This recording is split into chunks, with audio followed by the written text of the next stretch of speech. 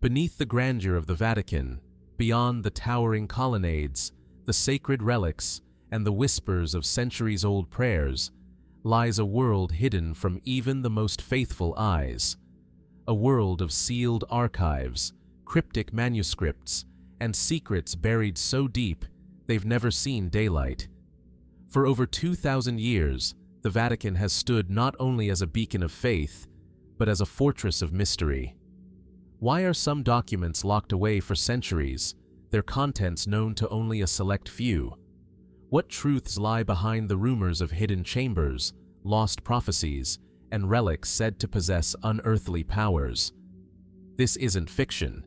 These are real questions left unanswered by the most secretive institution on Earth. In this journey, we're peeling back the velvet curtain, exploring the shadows cast by history, power, and the unknown.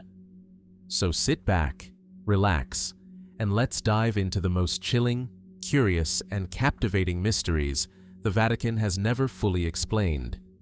What you discover might change how you see history forever.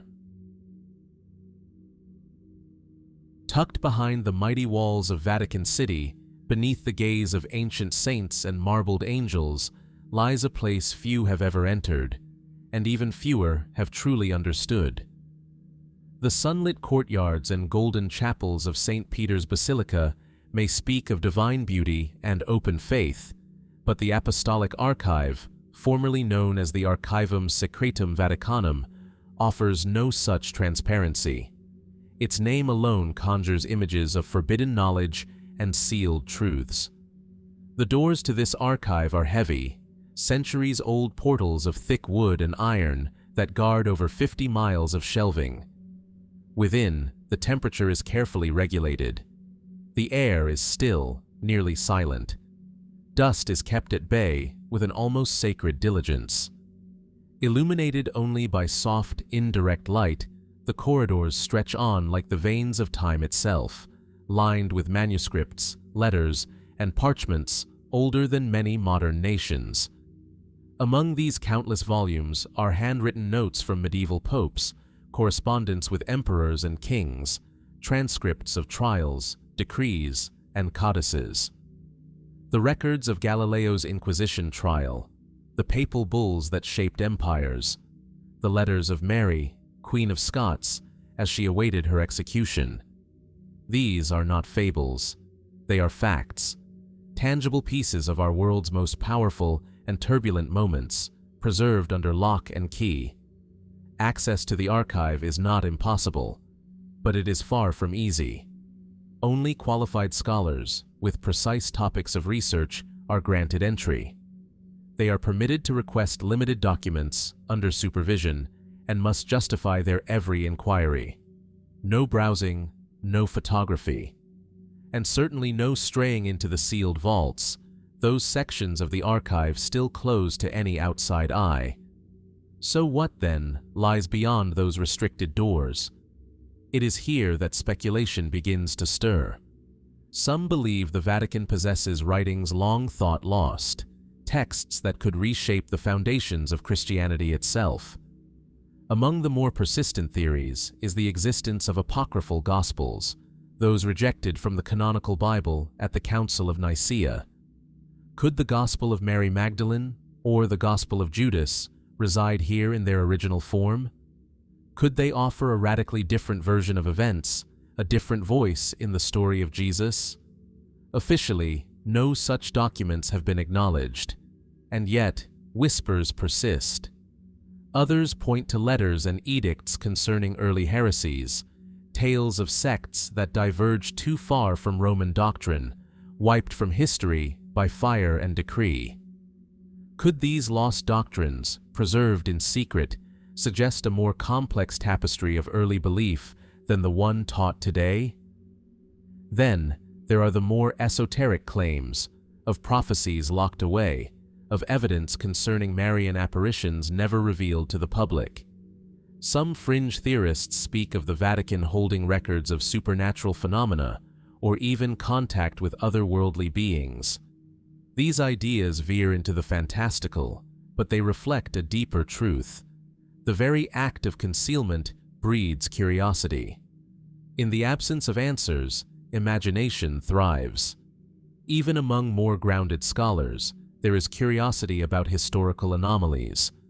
Rumors suggest the archive might hold documentation about lost civilizations, ancient technologies, or the true nature of certain biblical miracles, explanations that were deemed too dangerous or disruptive to be made public. Could there be information about the missing years of Jesus' life? Could there be detailed accounts of ancient rituals preserved by early church fathers, then quietly hidden away? But perhaps the greatest mystery is not what is hidden, but why it must be hidden. The Church insists the archive's secrecy is not about suppression, but stewardship. The contents, they argue, are too fragile, too sacred, too important to be exposed to misuse. Some documents, they say, involve sensitive diplomatic information, or matters of personal confession, or fragile theological debates from centuries ago. And perhaps that is true. Yet the timeline of release often seems selective. Why, for example, were certain documents concerning World War II only opened after intense public pressure? Why are entire centuries of correspondence still unavailable, when historians around the world seek only to understand? In a world increasingly shaped by transparency, the Vatican archive remains a monument to mystery.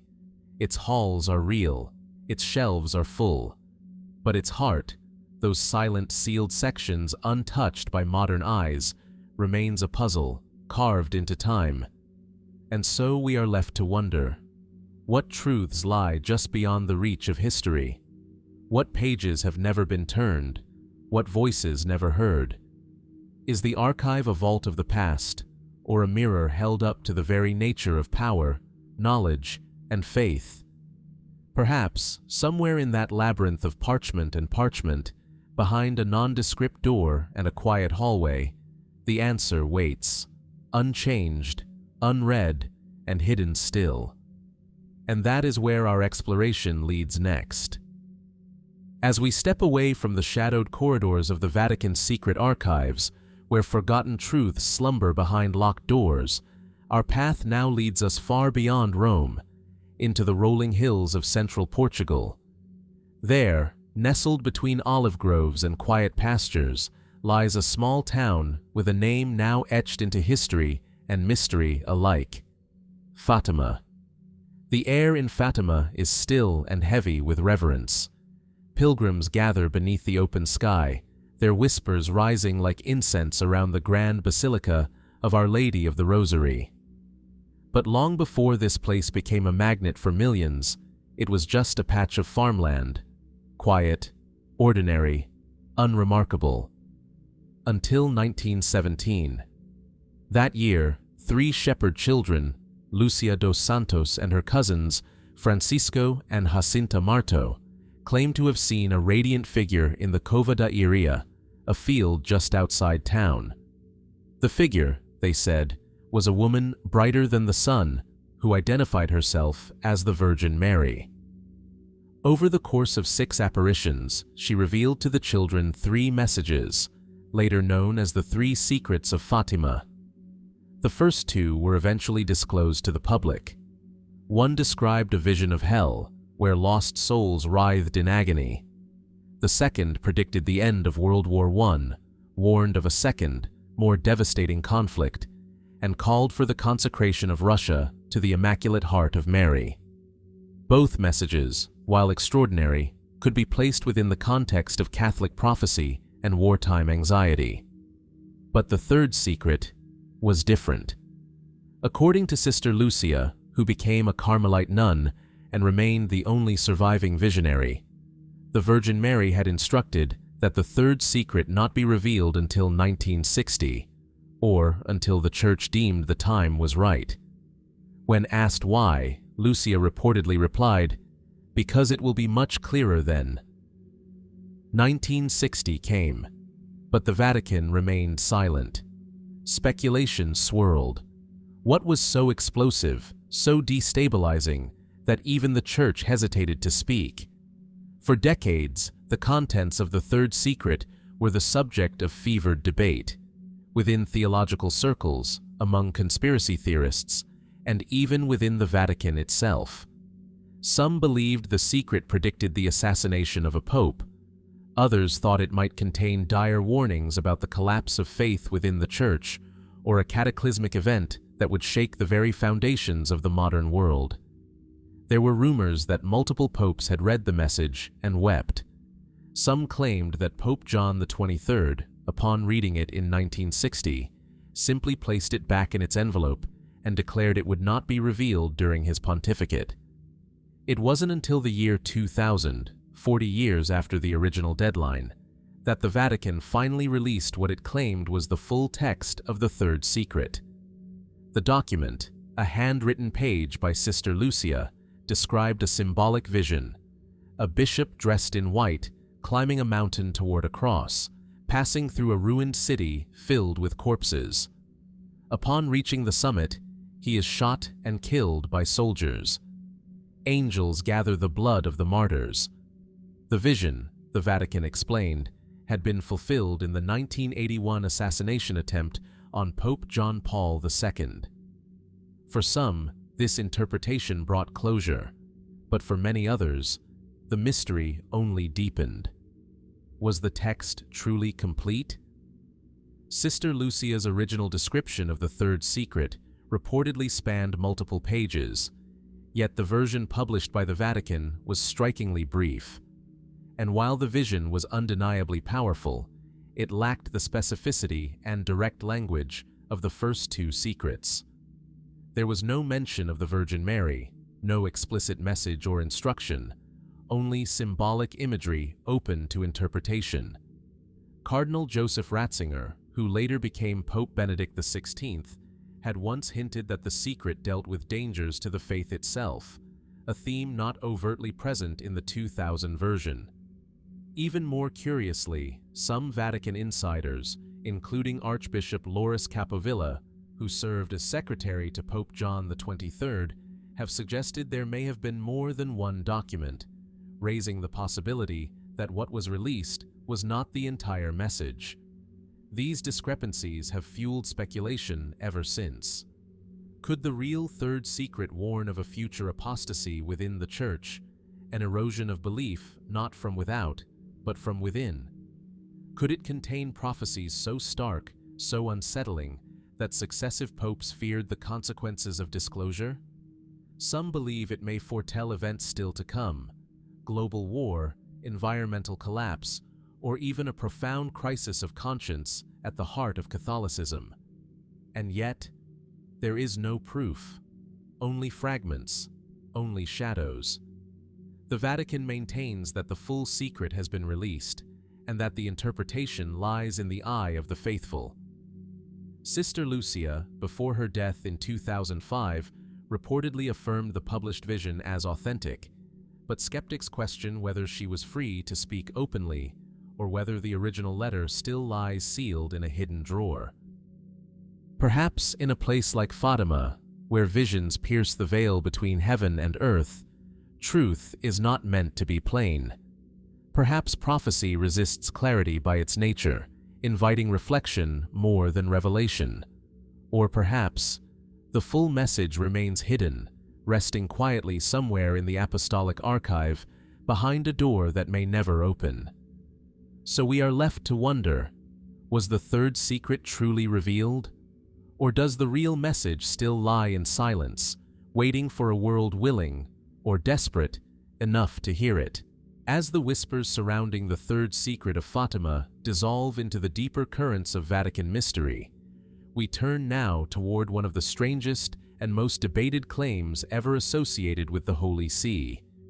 It is a tale that sounds more like the plot of a science fiction novel than anything one might expect from the Vatican's inner sanctum. And yet, the story comes not from fiction, but from a Benedictine monk. They called it the Chronovisor. No photographs exist of the device, no blueprints, no surviving fragments. And yet, its alleged existence continues to stir curiosity. According to the accounts of Father Pellegrino Ernetti, a respected Italian priest, exorcist, and musicologist, the Chronovisor was a machine capable of doing the impossible, observing events from the past, not through memory, not through reading or speculation, but through sight. Ernetti first spoke of the device publicly in the 1960s, claiming it had been developed in secret by a team of scientists inside the Vatican.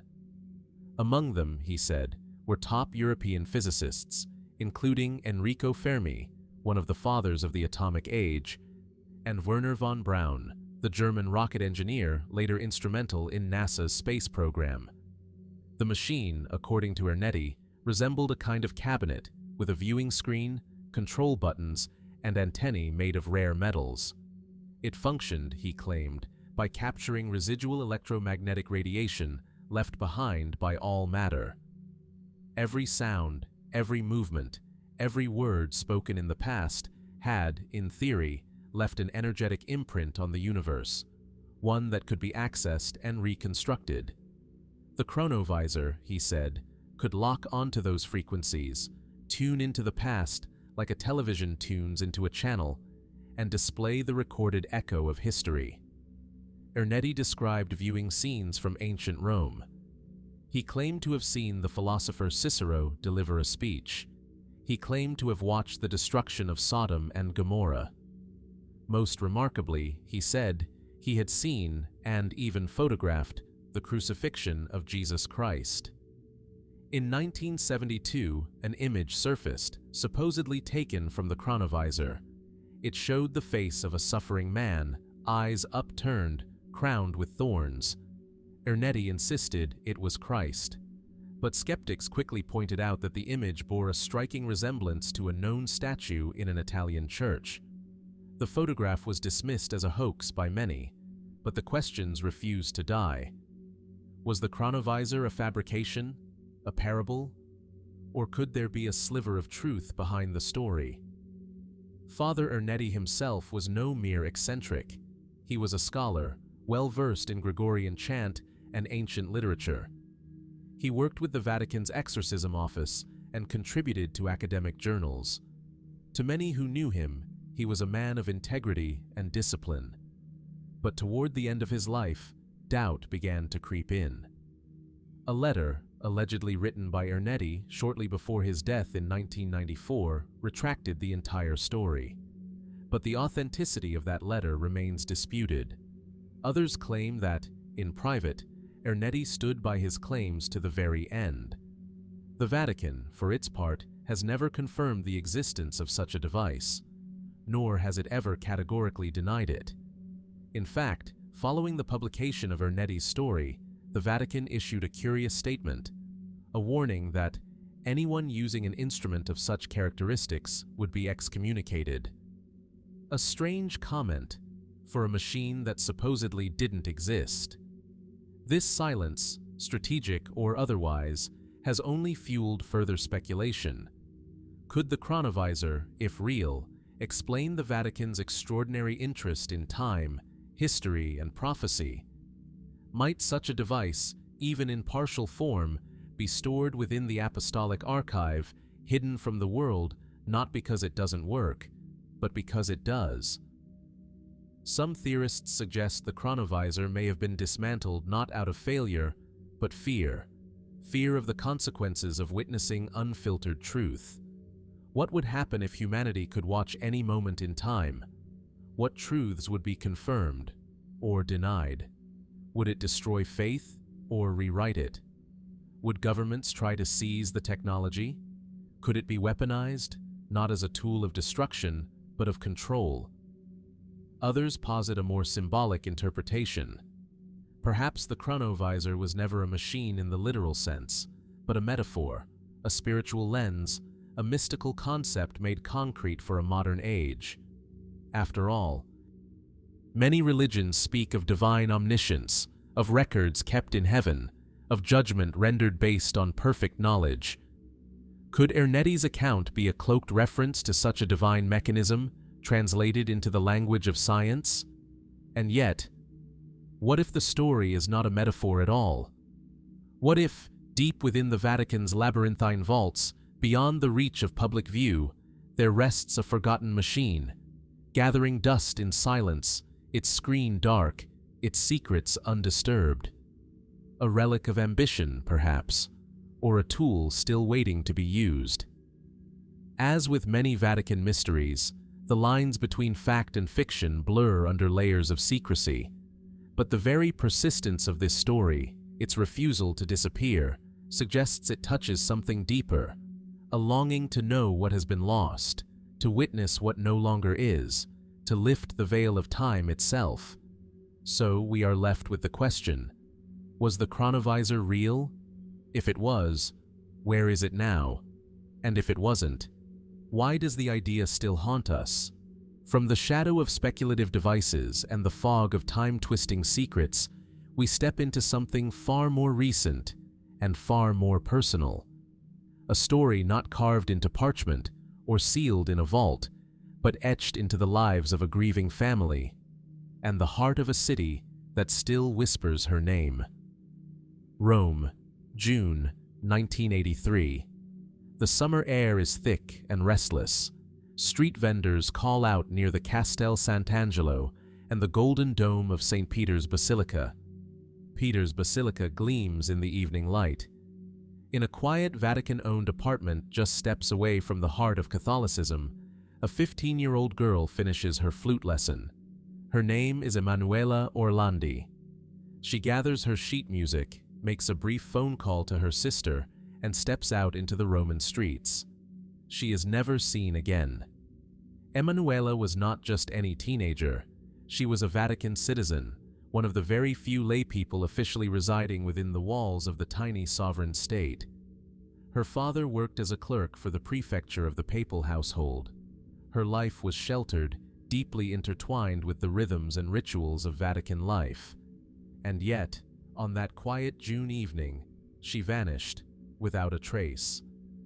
What followed was a case unlike any other in Italian history, a disappearance that would entangle not only local police, but the Vatican, the Italian government, foreign operatives, organized crime, and journalists across decades. A case that continues, to this day, to elude explanation. Initially, police treated it as a routine missing person case. Perhaps Emanuela had run away. Perhaps it was a kidnapping. But quickly, inconsistencies emerged. Friends reported seeing her near a bus stop, speaking to a man in a dark BMW who had offered her a job handing out flyers. Others said she appeared agitated that day, as if something had disturbed her. Then came the phone calls. Anonymous men called the Orlandi home, claiming to have kidnapped Emanuela. They demanded the release of Mehmet Ali Aka, the man imprisoned for attempting to assassinate Pope John Paul II just 2 years prior. The theory was shocking, that Emanuela Orlandi had been taken as leverage by a group calling itself the Grey Wolves, a Turkish ultranationalist organization. Was this a simple criminal act, or a calculated political move with international dimensions? But just as suddenly as the calls began, they stopped. No proof of life, no further demands, and no leads that could be substantiated. Years passed. Then, more threads appeared, and with them, more questions. One Vatican insider suggested that high-ranking clergy knew more than they were admitting. An Italian mobster's mistress later alleged that Emanuela had been abducted on orders from the Banda della Maliana, a powerful Roman crime syndicate. She claimed the girl was used to pressure the Vatican into repaying a massive debt. Her body, she said, had been buried in the foundations of a church. That church, Sant'Apollinare, became a focal point. In 2005, a tomb was opened in connection with the case. Inside, the remains of a notorious gangster, Enrico De Pedis, were found buried in a spot normally reserved for clerics. But no trace of Emanuela. Still, the theories persisted. Some suggested she had been pulled into a clandestine circle within the Vatican itself. Others spoke of secret tapes, of silenced witnesses, of dossiers that vanished or were never written down at all.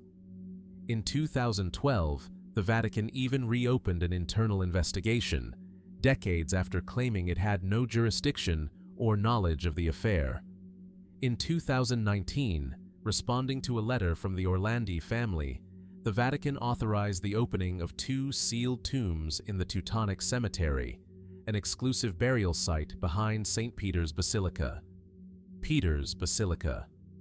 The tombs, marked with angelic sculptures and Latin inscriptions, were said to contain the remains of 2 19th-century princesses. But when investigators opened them, they found nothing. No bones, no remains at all. The tombs were empty. That revelation, haunting and unexpected, only deepened the sense that something was being concealed. Why were the tombs disturbed? Where had the remains gone? And more pressingly, had Emanuela ever been there at all? The Vatican has repeatedly denied knowledge or involvement. And yet, for 4 decades, answers have remained elusive. Every few years, a new statement, a new lead, a new document, often promising clarity, only leaves more questions in its wake. Was this a crime of political manipulation? A case of organized crime exploiting the Church's vulnerabilities? Or something darker, buried deeper, involving actors within the Vatican itself? The Orlandi family, led with relentless resolve by Emanuela's brother Pietro, has never stopped searching. Not for justice, not even for closure, just for the truth. And the world continues to ask, how does a girl disappear from the heart of the world's most guarded city-state, surrounded by security, protocol, and spiritual authority, without a single witness, a single image, or a single confession? Perhaps the truth lies not in what we see, but in what remains carefully obscured. Perhaps somewhere, within a locked drawer or a sealed corridor, the answer waits, untouched by time. And so we ask again, what really happened to Emanuela Orlandi? And why, after 40 years, does the Vatican still hesitate to say? As the story of Emanuela Orlandi continues to echo through the corridors of power and silence, we turn now to a mystery that stretches not just across decades, but centuries. A mystery that claims to foresee the very future of the Catholic Church, and perhaps its end. Tucked within a tattered 16th-century manuscript, yellowed by time and worn at the edges, lies a prophecy that has haunted popes, puzzled historians, and stirred quiet unease within the halls of the Vatican. It is known as the Prophecy of the Popes, a list of cryptic mottos said to predict every pope from the 12th century to the last one the world will ever know. The prophecy is attributed to Saint Malachy, a 12th century Irish archbishop known for his piety and visions. According to tradition, during a pilgrimage to Rome in the year 1139, Malachy was struck by a powerful vision, 113 Latin phrases, each one describing a future pontiff. He is said to have written the list and presented it to Pope Innocent II, where it vanished into the Vatican's archives, until it was rediscovered in 1590, more than 450 years later. From the start, the prophecy has been surrounded by questions. Why did it remain hidden for centuries? Why was it revealed at that precise moment, during a contested papal election? And who truly wrote it? The mottos themselves are brief, sometimes only 2 or 3 words. Yet, for those inclined to believe, they seem to contain uncanny relevance. Consider De Medietate Lunae, from the half moon, which was assigned to Pope John Paul I, who was born during a half moon, elected during a half moon, and died just 33 days later, again during a half moon. Or Pastor et Nauta, shepherd and sailor, for Pope John XXIII, a former patriarch of Venice, a city defined by water, and a man often called the shepherd of the modern world. Coincidence? Imagination? Or something else? Skeptics argue that the earlier mottos, covering popes before the prophecy's publication in 1590, are too accurate to be anything but written after the fact, carefully constructed to match historical figures. The later ones, they say, are vague enough to fit almost anyone. And yet, even within those ambiguities, strange alignments persist. Then we come to the final entry. In persecutione extrema SRE sedibit Petrus Romanus. In the final persecution of the Holy Roman Church, there will sit Peter the Roman, who will feed his flock amid many tribulations, after which the city of 7 hills will be destroyed, and the dreadful judge will judge his people. The end. A chilling conclusion. This final pope, Petrus Romanus, is not numbered like the others. The list seems to break its own rhythm, as if stepping out of time. And many believers have noted, with unease, that Pope Francis is the 266th pope, and depending on how one counts, potentially the 112th pope from Malachi's vision. The one who follows Benedict XVI, the second to last on the list. But Francis is not named Peter, nor is he Roman by birth. Yet some have pointed to his chosen name, Francis, after Saint Francis of Assisi, who was born Giovanni di Pietro di Bernardone, John, son of Peter. And though Francis is Argentinian, his parents were Italian immigrants, making him, in a poetic sense, Peter the Roman. Could this be a stretch? Perhaps. But in the context of prophecy, interpretation often walks the line between poetry and belief. Still, what truly unsettles is not the name, but the imagery. The final persecution, the destruction of Rome, the last judgment. What could it mean? Is the prophecy literal, foretelling an apocalyptic end to the church or to the world itself? Or is it metaphorical, a vision of spiritual crisis, internal collapse, or the fading of influence in a modern age? The Vatican has never officially recognized the prophecy, but neither has it condemned it outright. It remains in a strange liminal space, unspoken, yet deeply present.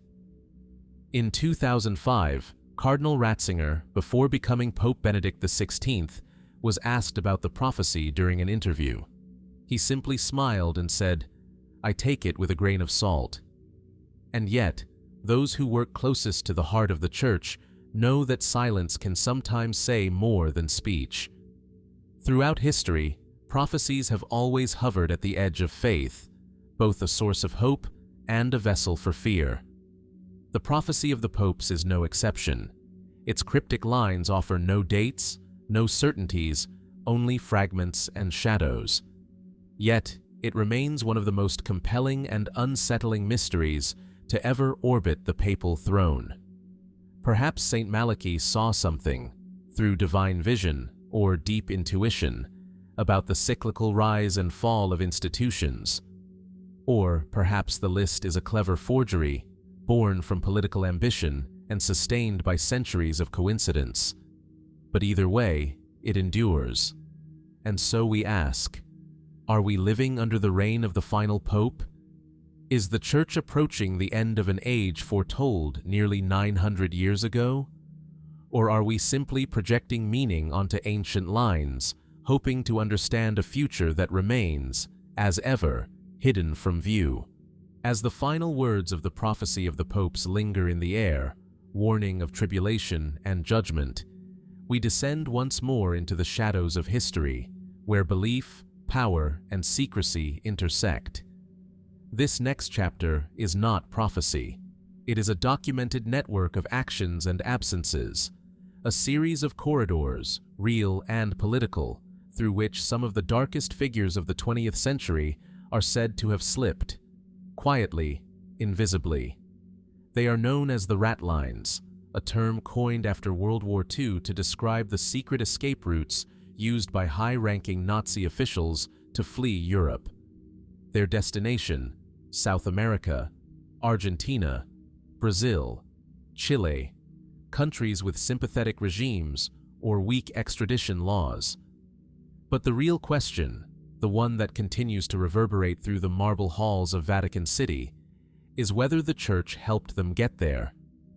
At the center of this story stands a single building, the Collegio Teutonico, a quiet, unassuming structure just steps from St. Peter's Basilica. Tucked within Vatican territory and historically connected to the German-speaking Catholic world, it became, according to numerous reports, one of the key stations in the Ratline network, safe, sovereign, and immune from outside scrutiny. The mechanism was disturbingly efficient. Nazi war criminals, often under false identities, would find temporary refuge in church properties across Italy. From there, using Vatican-issued travel documents, so-called laissez-passer, they would obtain Red Cross passports, board ships from Genoa, and vanish into the southern hemisphere. Men like Adolf Eichmann, the architect of the Holocaust's logistics, Josef Mengele, the infamous doctor of Auschwitz, Klaus Barbie, the butcher of Lyon, all found their way along this invisible trail. But who facilitated it? One name appears repeatedly in the records: Bishop Alois Hudal. An Austrian cleric stationed in Rome, Hudal was rector of the Collegio Teutonico and an outspoken admirer of Hitler's early rise. After the war, he positioned himself as a spiritual protector of displaced Germans, but evidence suggests he went far beyond pastoral care. In his own memoirs, Hudal admitted to helping Nazis escape, believing it was his duty to offer them Christian compassion and protect them from what he called victor's justice. Still, Hudal was only one man. The scope of the Ratlines suggests a broader, more organized effort, an infrastructure that stretched from dioceses across Italy to the very heart of the Vatican bureaucracy. And it is here that the mystery deepens. Was this the work of individual priests acting on conscience? Or was there tacit approval from higher levels of the Church? Some historians argue that Pius XII, the wartime pope, maintained a policy of silence that enabled such operations, not out of sympathy for Nazism, but out of fear of communist expansion. In the chaotic aftermath of the war, with Soviet influence sweeping across Eastern Europe, former fascists were seen by some in the Church as a necessary bulwark against atheistic communism. Others believe the Church was manipulated, its vast charitable networks exploited by intelligence agencies like the CIA and MI6, which also helped certain former Nazis escape in exchange for scientific or political cooperation during the Cold War. And yet, the lines remain blurred. Documents confirm that Vatican offices, including the Pontifical Commission for Assistance, issued identity papers later found in the possession of war criminals. The Red Cross has acknowledged that many of the passports it provided were based on Vatican referrals. But when asked, Vatican officials maintained that there was no centralized knowledge of these actions, that if such help was given, it was done at lower levels, without papal approval. But the deeper question may not be whether the Church knew, but why so many involved remained silent. Why, even decades later, have requests for access to certain Vatican wartime records been delayed or denied? Why, despite growing evidence, has there been no official reckoning?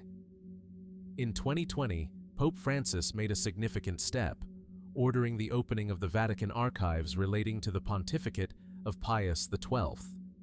Scholars hoped this would bring clarity.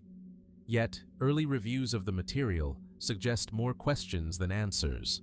Some documents are missing, others are cryptic, and many are deeply nuanced, hinting at internal conflict within the Church itself, between those driven by ideology and those driven by conscience. There is no doubt that the post-war years were a time of chaos and uncertainty. Refugees flooded Europe, governments collapsed, lines between good and evil blurred in the fog of survival and strategy. But amid this turmoil, the role of the Church, a moral authority for over 1 billion souls, takes on a weight that cannot be ignored. Could a centuries-old institution built on faith have knowingly facilitated the escape of those who orchestrated the Holocaust? Or were these actions isolated and misguided, lost in the confusion of a world rebuilding from the ashes? And if the truth lies somewhere in between, buried in private letters, whispered in confessionals, or sealed in a drawer labeled classified, will it ever fully emerge? Perhaps the most haunting aspect of the Ratline mystery is not what it reveals, but what it forces us to confront. That even within sacred walls, morality can be contested. That even those sworn to higher ideals can falter when the world demands impossible choices.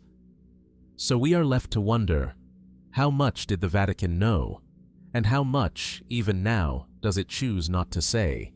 From the tangled shadows of post-war escape routes and moral compromise, we now step into a different kind of darkness, one not born of politics or conflict, but something older, quieter, and more primal. A darkness said to move unseen, to possess, torment, and sometimes speak in tongues not heard for centuries. Inside a discreet office tucked within the walls of the Vatican, far from the ornate grandeur of St. Peter's Basilica and the echoing corridors of the Apostolic Palace, sat a man tasked with confronting that darkness. His name was Father Gabriele Amorth. For over 30 years, he served as the Vatican's chief exorcist. His official title, Exorcista della Diocesi di Roma, Exorcist of the Diocese of Rome. But in the world of the faithful and the fearful, he came to be known by another name, the Pope's exorcist. Father Amorth claimed to have performed tens of thousands of exorcisms over his lifetime. Each one, he said, involved spiritual discernment, prayer, and a deep battle between good and evil. He was not a fringe figure. He was ordained, respected, and, most critically, authorized. He studied under Father Candido Amantini, the previous exorcist of Rome, and operated with the full backing of church hierarchy, reporting directly to the Vatican. Yet the contents of his files, his diaries, reports, and testimonies remain largely hidden from public view. These records, stored in church archives and personal journals, have been the subject of intense speculation. What did they contain? Accounts of demonic possession? Documentation of unexplainable phenomena? Or something else entirely? Something the Vatican believed the world was not ready to see.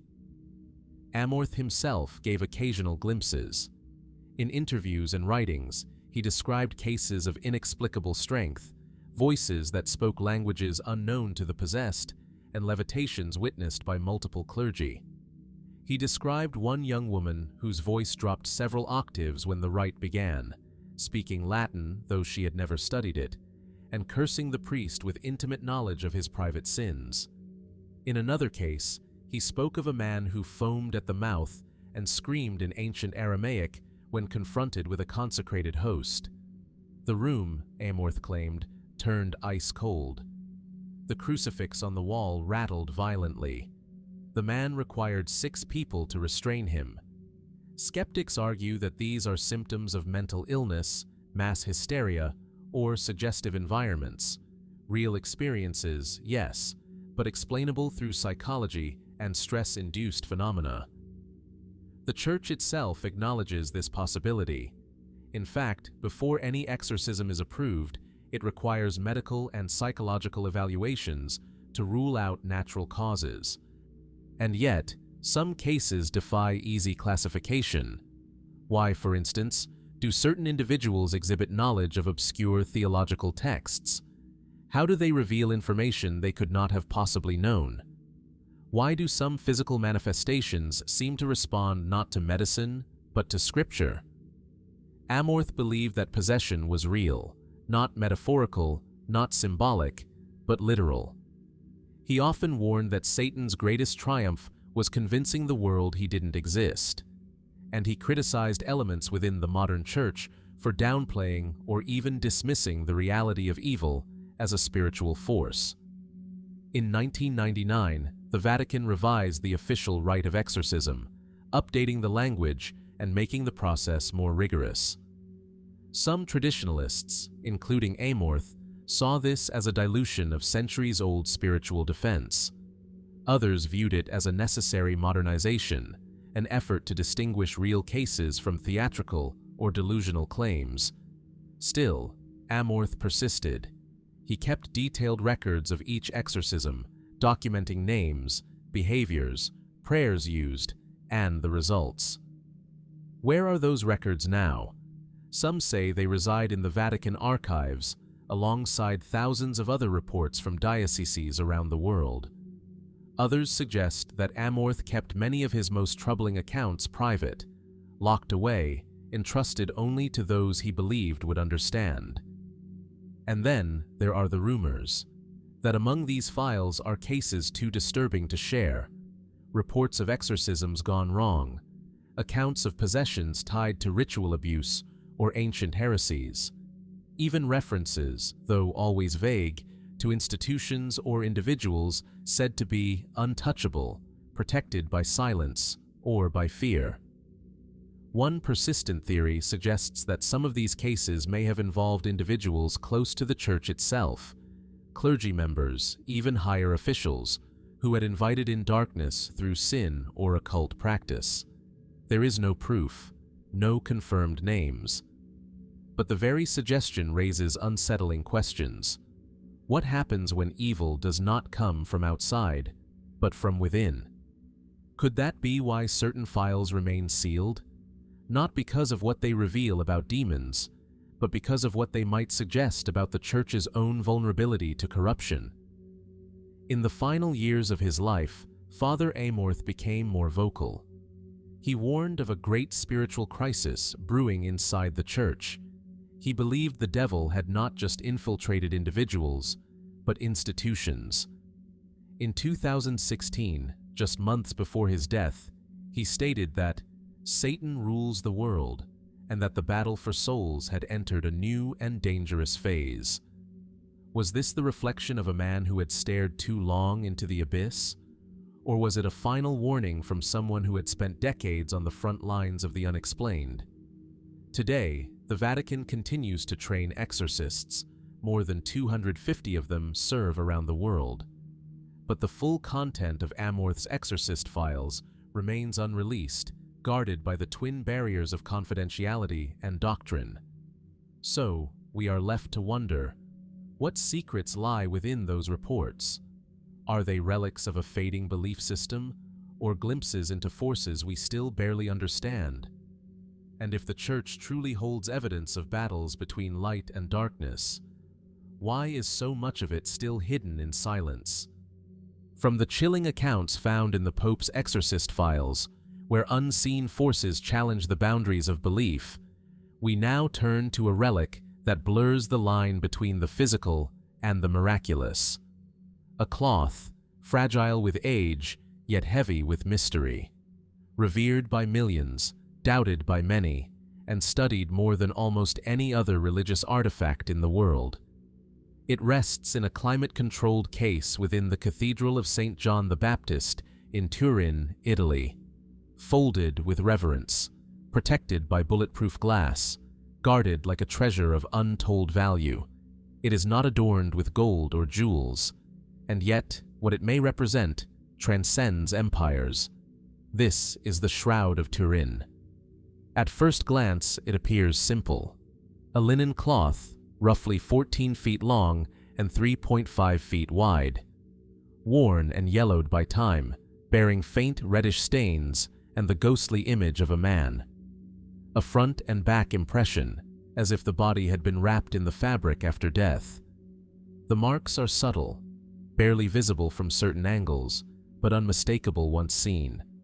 A bearded face, closed eyes, arms crossed, wounds at the wrists and feet, bloodstains, lacerations, a gash in the side.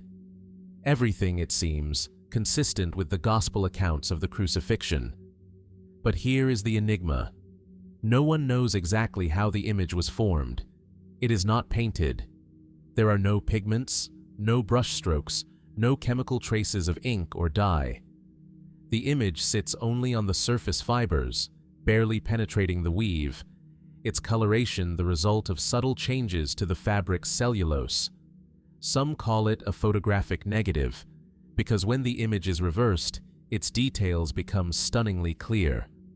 The contours of the face, the depth of the wounds, the proportions of the body. As if the cloth somehow captured not only the shape of a man, but the very moment of death. The first recorded appearance of the shroud dates to the 14th century in France. From there, it passed through noble hands, survived fires, restorations, and controversy, before arriving in Turin in 1578. The Catholic Church does not officially claim it to be the burial cloth of Christ, but it has allowed it to be venerated as an object of deep spiritual significance.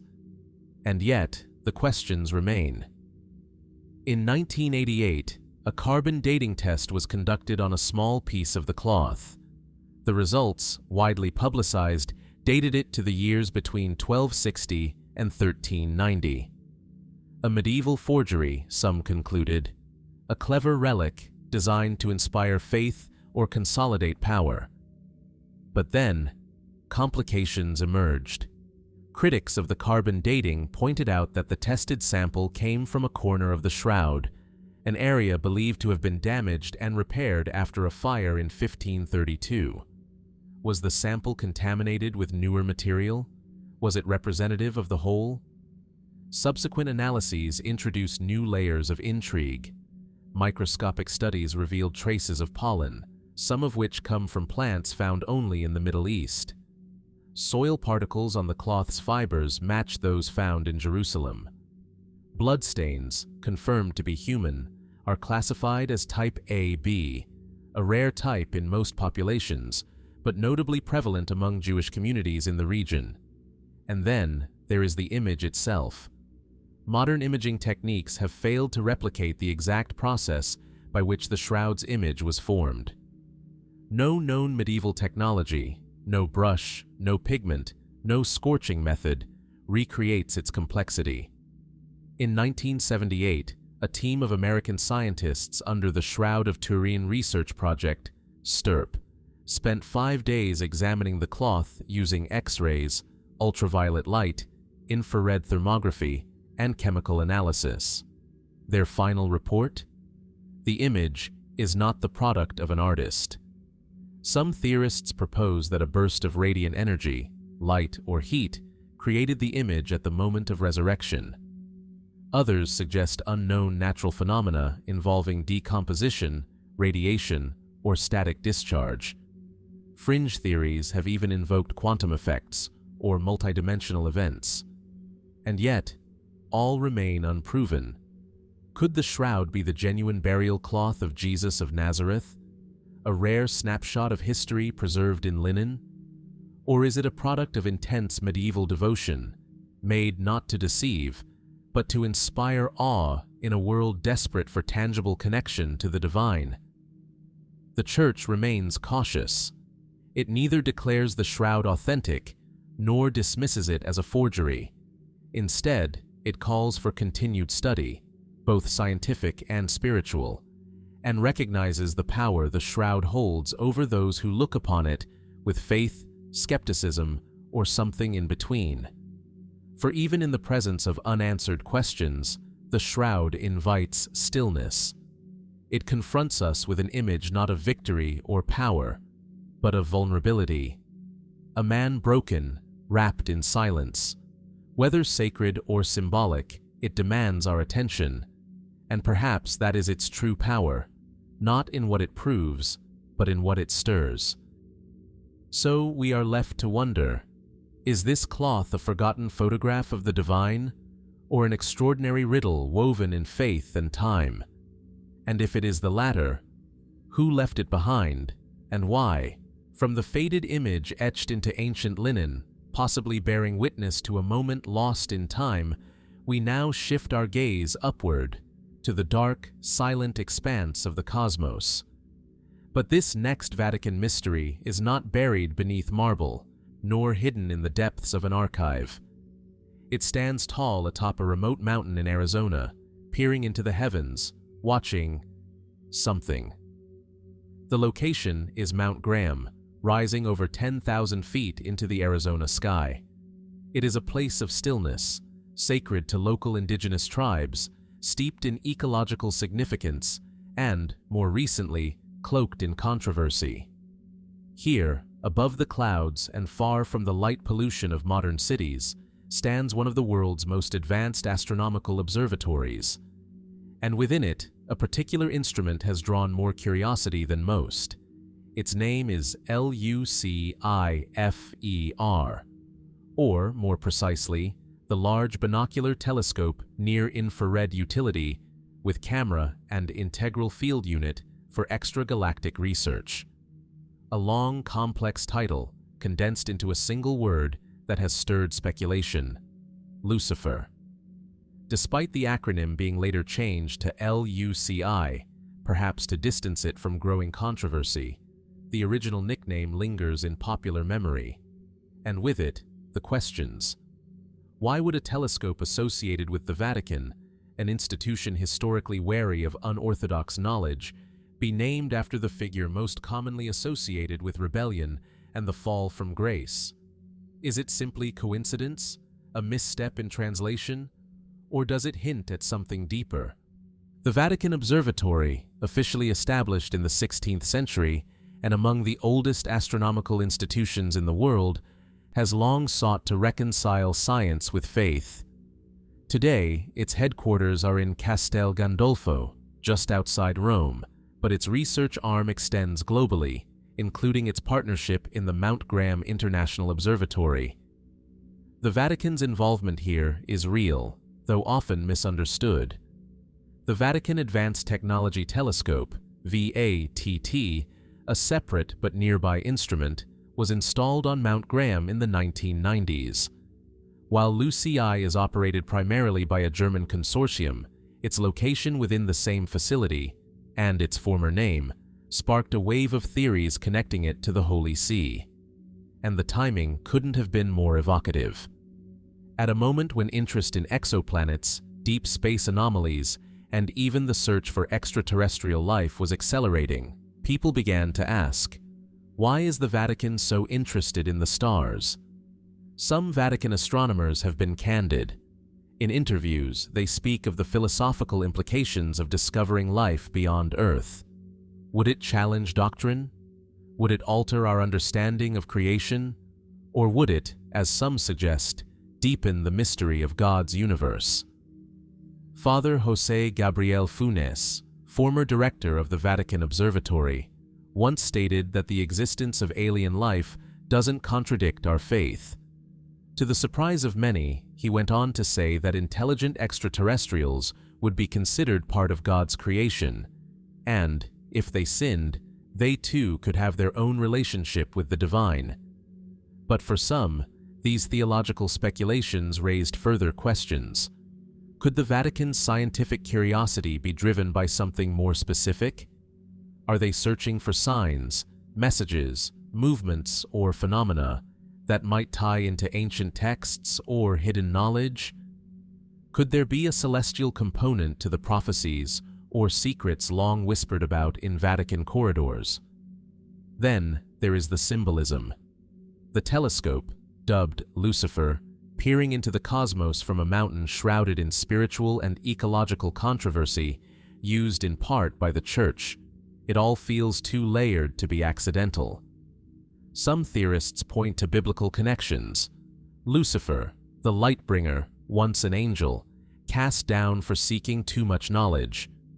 Could the telescope's name be a nod to the eternal tension between faith and forbidden understanding? Others believe it's a red herring, designed to distract, to obscure the true focus of such research. What if the Vatican isn't just looking for planets, but for patterns, cosmic alignments, ancient signals? There are even those who suggest the Church is watching for something predicted, something approaching. To be clear, there is no confirmed evidence that the Vatican Observatory is engaged in anything other than standard scientific research, no credible leaks, no classified missions, but the enduring mystery comes not from what is known, but from the gaps in between. Why here? Why this mountain, long opposed by indigenous groups and environmentalists? Why such a dramatic and symbolically charged name? Why does the Vatican, a city-state rooted in theology, invest so deeply in telescopes aimed at the outer edges of the universe? Perhaps, in its own way, this search reflects the same impulse behind the Shroud of Turin or the third secret of Fatima, a longing to understand what lies just beyond the visible. Whether in relics of the past or stars of the future, the question is the same. What are we not seeing? So we are left to ponder, is this simply a tool of astronomy, cold and clinical? Or does the Lucifer Telescope mark something more, an unspoken bridge between science and prophecy, between heaven and the abyss? And if the Vatican is looking outward with such intensity, what is it they hope to find? From the distant stars observed through telescopes perched on sacred mountains, we return now to the marble halls and cloistered chambers of the Vatican itself, where, behind closed doors and beneath the surface of tradition, another layer of influence quietly operates. It is not a relic, nor a document, nor a celestial mystery. It is a man, or rather, a title, known by few, seen by fewer, and yet whispered about in tones of both reverence and suspicion. They call him the Black Pope. To the uninitiated, the title might conjure images of secret rituals or shadowy conspiracies, but in official terms, the Black Pope is simply the superior general of the Society of Jesus, the head of the Jesuit order. A position of immense spiritual responsibility, yes, but not, at least outwardly, a political one. And yet, over centuries, the role has gathered an aura of intrigue so dense that even today, some believe this figure holds more power than the pontiff himself. The name, Black Pope, does not refer to any dark agenda. It comes from the simple black cassock traditionally worn by Jesuits, in contrast to the white garments of the Pope. But the symbolism has proven difficult to contain. The Superior General is elected for life. He commands thousands of priests and scholars across every continent. He is accountable only to the Pope, yet, some claim, he has been known to advise, to influence, and, in rare cases, to steer the papacy from behind the scenes. The Society of Jesus was founded in 1540 by Ignatius of Loyola, a Basque nobleman turned mystic. From the beginning, the Jesuits were different. They vowed obedience not only to the Church, but directly to the Pope. They focused on education, missions, and intellectual rigor, and they grew quickly. Within decades, Jesuit schools were shaping the minds of Europe's elite, and Jesuit missionaries were spreading Catholicism to the furthest reaches of the globe. But with influence came resistance. By the 18th century, the order had amassed such global reach, culturally, financially, and politically, that it faced backlash from monarchs and clergy alike. Accusations ranged from meddling in court affairs to manipulating colonial powers. In 1773, under pressure from secular rulers, Pope Clement XIV officially suppressed the Jesuits, dissolving the order. But they never truly vanished. By 1814, they were restored, and some say, more carefully guarded than ever before. Since then, the Jesuits have continued to walk a line between service and power. Known for their discipline, discretion, and intellectual command, they have often been portrayed as the Vatican's strategic arm, the thinkers behind the throne. And that brings us to the present day. For the first time in history, the man in white, Pope Francis, is a Jesuit, a development that blurs the line between Pope and Black Pope more than ever before. Does this suggest a merging of spiritual authority and Jesuit philosophy? Or is it simply the result of a lifetime of service and humility rewarded by the College of Cardinals? Even before Francis, the role of the Superior General drew interest from conspiracy theorists and skeptics alike. Some point to the Jesuits' extensive network of schools and universities, noting their influence over generations of leaders.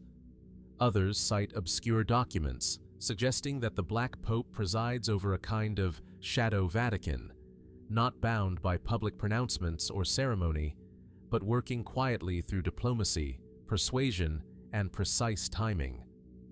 There are claims, unverified but persistent, that the Jesuits have held sway in matters ranging from elections of popes to geopolitical decisions, that they have used confessionals to gather intelligence, that they have infiltrated rival institutions to ensure the dominance of Rome's authority. Some even believe the Jesuit oath includes language of covert allegiance, though this, too, is widely disputed and often traced back to anti-Catholic propaganda from centuries past. But for all the speculation, the actual identity of the Black Pope is public. He is not hidden in shadows. He speaks at press conferences, writes letters, and leads in accordance with the Church. Today, the Superior General is Father Arturo Sosa, a Venezuelan theologian and academic known for his thoughtful and global outlook. Yet even he, in interviews, has acknowledged the burden of the myths that swirl around his office. Still, questions remain. What role does the Jesuit order truly play in Vatican decision-making? Are its leaders simply servants of the Church, or silent architects of its long-term direction? And if there is influence, where is the line between guidance and control? Perhaps the mystery lies not in any one man, but in the structure itself. The Jesuits are trained not only in theology, but in logic, history, linguistics, and diplomacy. They are thinkers, planners, strategists, and they operate with a discipline and cohesion that few other religious orders can match. In a world increasingly shaped by ideology, power struggles, and rapid change, perhaps the idea of a Black Pope endures because it offers a counterpoint, a figure not ruled by charisma or visibility, but by intellect, silence, and strategy. So we are left to wonder, is the Black Pope merely a misunderstood title, an echo of historical tension? Or is he something more, a quiet force, moving behind the veil of papal white, shaping the Church in ways the public may never fully grasp? From the elusive authority of the Jesuit Superior General, the so-called Black Pope, we now move deeper into the heart of the Vatican's silent intellect, a place neither governed by doctrine nor ruled by ritual, but by something far older and more enduring, the written word. Here, in hushed corridors and temperature-controlled vaults, lies one of the greatest collections of human knowledge ever assembled. But within its silence are gaps, disappearances, shadows between the shelves. This is the Vatican Apostolic Library, and among its most intriguing secrets are the books it no longer holds. To walk through the Vatican Library is to enter another world. Soft light filters through high-arched windows. Ancient wooden shelves creak under the weight of time. Manuscripts bound in calfskin and illuminated with gold leaf rest beneath glass, their pages handwritten by monks who lived and died before printing presses existed. Some volumes are chained to the walls. Others lie in locked rooms, accessible only by the most credentialed scholars under strict supervision. Founded in 1475, but with roots stretching back centuries earlier, the Vatican Library today holds over 1.1 million printed books and more than 80,000 manuscripts. It is a cathedral of knowledge, scientific, theological, philosophical, historical. It houses early editions of Aristotle, Copernicus, and Dante. It holds letters from Michelangelo, treaties signed by emperors, and some of the earliest Bibles ever produced. But it also contains, according to long-held whispers, records of books that were once there and are now gone. What happened to them? Some losses are explainable: wars, fires, theft. The sack of Rome in 1527 saw the looting of countless treasures, including books. In earlier centuries, manuscripts were often lent to scholars or churches across Europe, many of which were never returned. Other volumes were taken by popes during political upheaval, stashed in private collections, or moved to other repositories for preservation. Yet, not all absences are so easily accounted for. Some researchers, upon sifting through centuries-old indexes, have found entries for volumes that no longer exist, listed by title or reference number, sometimes with brief descriptions. Book of Origins, language unknown. Treatise on Angelic Hierarchies, translated from Aramaic. Observations of the Antikythera mechanism, dated to 70 BC. Were these clerical errors, lost copies of existing works? Or were they something else, documents that challenged accepted truths or contained knowledge deemed too volatile to preserve? One story speaks of a manuscript from the early Middle Ages, written in a now-dead script, said to describe the healing practices of a forgotten sect of early Christians. The book was referenced in a Jesuit's letter from the 1600s, but has never been seen since. Another tale concerns a document found during excavations in the Roman catacombs, an apocryphal gospel detailing a vision of Jesus' life between the ages of 12 and 30, the so-called lost years. If it was real, it disappeared into the Vatican's archives soon after discovery. Then, there are the rumors surrounding esoteric texts, alchemical treatises, astrological predictions, forbidden mystical writings. Some believe the Vatican once housed ancient Egyptian or Babylonian scrolls detailing early creation myths, later hidden or destroyed to avoid doctrinal conflict. Others claim that certain heretical books were secretly kept, not burned, studied quietly by theologians seeking to understand rival worldviews, books banned in public but preserved in private. Perhaps the most enigmatic of all are the supposed books of prophecy. Some say the Vatican once held manuscripts that chronicled visions of the future, written by saints, mystics, or unknown prophets whose names have been lost to time.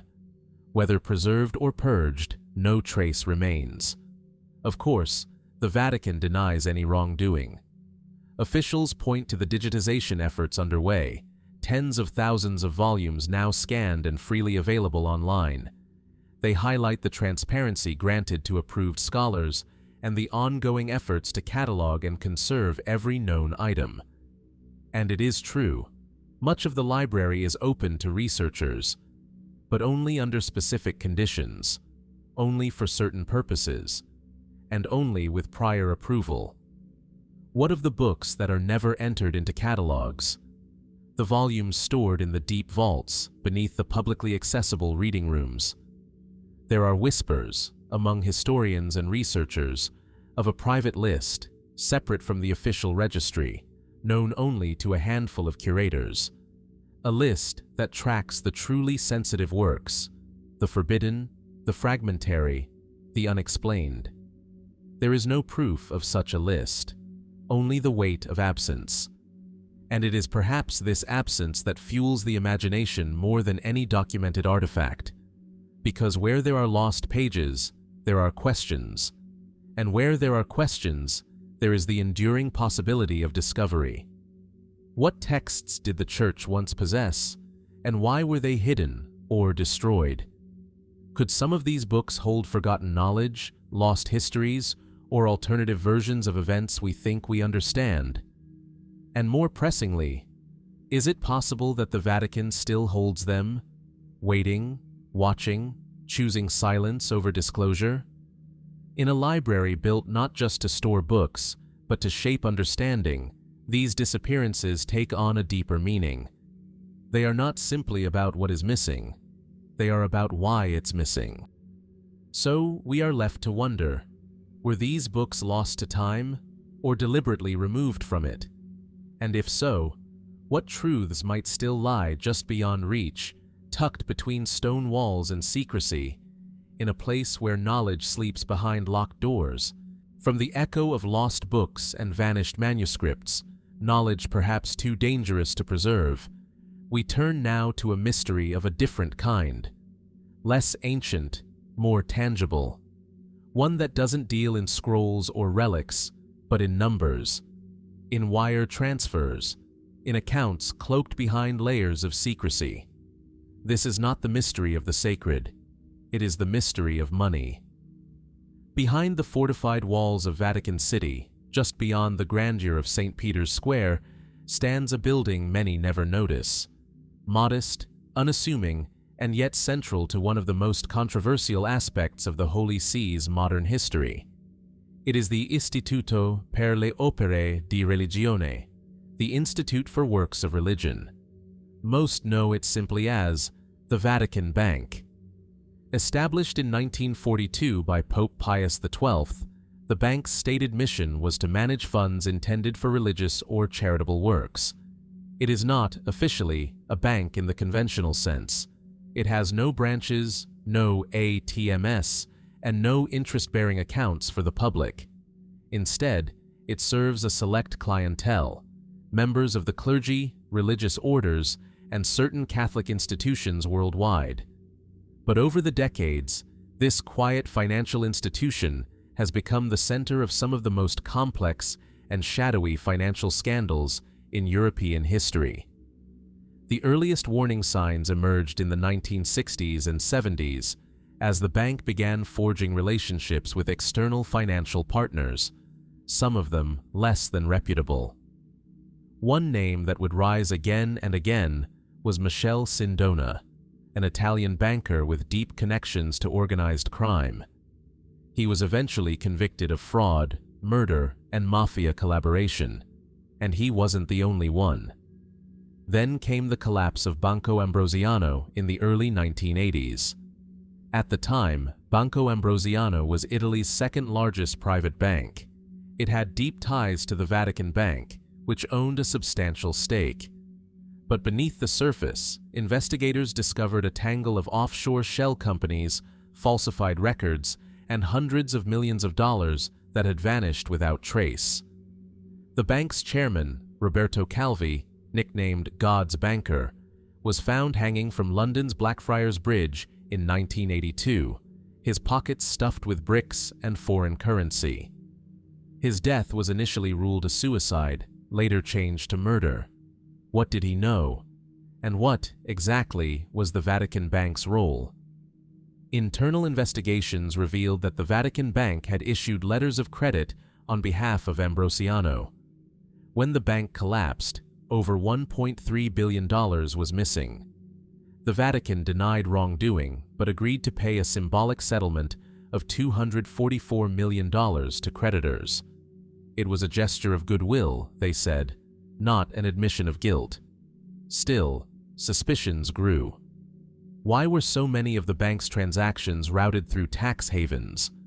Why were accounts created under pseudonyms? Why was the Vatican so resistant to external audits? Then there were the strange deaths. Not just Calvi, but his secretary, who allegedly leapt from a window days later. Sindona, poisoned in prison. A pattern began to emerge, one that seemed to stretch beyond accounting errors or regulatory failures. One that hinted at something more entrenched, something darker. Some theorists linked the bank to the secretive Masonic Lodge Propaganda Due, or P2, a shadow network accused of plotting political subversion in Italy. Others whispered of covert funding operations for anti-communist movements during the Cold War, funneled through church channels. And there were rumors, never proven, of the Vatican being used to launder mafia money, using the shield of religious immunity to cloak criminal wealth in sanctified ledgers.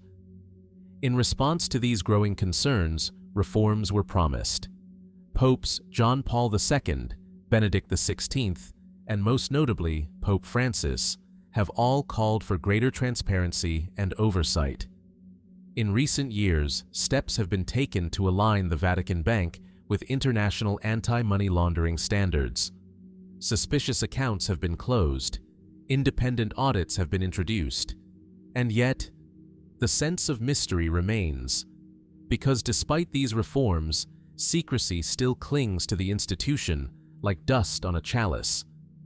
The Vatican Bank remains one of the most secretive financial entities in the world. Its clients are shielded. Its records are closed to public review. Even its profits, though published annually, are only partially understood. And the scandals haven't stopped. As recently as 2019, the Vatican faced new investigations over suspicious financial dealings involving high-level officials, real estate in London, and funds from charitable accounts. Vatican police raided offices, senior clerics resigned, and still, the full picture remains murky, distorted by denials, redacted reports, and internal silence. What is truly at stake? Is the Vatican Bank simply a small institution caught in the tides of global finance, its errors magnified by its sanctity? Or is it something more? A vessel of influence, where spiritual authority meets geopolitical maneuvering behind an impenetrable veil? And what of the documents never released? The records sealed under papal authority? The full details of settlements, transactions, and internal communications, still hidden, known only to a select few within the Curia? Perhaps the Vatican Bank is not so much corrupt as it is caught in a paradox, tasked with spiritual mission, yet operating in a world of power, politics, and money. A place where divine intentions meet earthly temptations, and in that collision, mysteries arise. So we are left to ask, how deep does the trail run? What has been lost, hidden, or erased in the name of discretion? And in the world's most sacred city-state, how much of the truth about money remains cloaked in the robes of silence? As we emerge from the murky world of financial secrecy and scandal within the Vatican Bank, another enigma waits, quieter, more personal, but no less haunting. It begins not with a vault or a ledger, but with a bedchamber in the Apostolic Palace, a lamp left burning, a priest summoned too late, the papal apartment locked from the inside. On the morning of September 29, 1978, Pope John Paul I was found dead in his bedroom, just 33 days after ascending to the papacy. The Vatican's announcement was terse: heart attack, no foul play, no autopsy performed. But questions emerged almost immediately. And at the center of this mystery lies not only a sudden death, but something even more elusive: the missing documents said to have been in the Pope's possession on the night he died. Albino Luciani, the man who became Pope John Paul I, was widely regarded as humble, kind, and deeply committed to reform. He walked without ceremony, spoke with warmth, rejected many of the traditional trappings of papal authority. But behind his gentle demeanor, some say, was a quiet determination to clean house. According to reports from insiders and biographers, Luciani had begun reviewing confidential files in his first days as pope, documents detailing financial irregularities, internal corruption, and questionable affiliations within the Curia.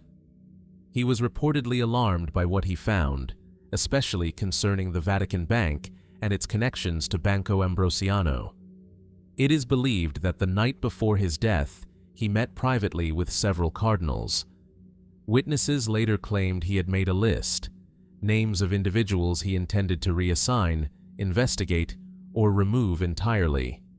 Some say he had drafted letters of dismissal, reorganization plans, and reforms that would have dramatically reshaped the Church's internal power structures. Others claim he was preparing to launch a full inquiry into the Vatican's finances.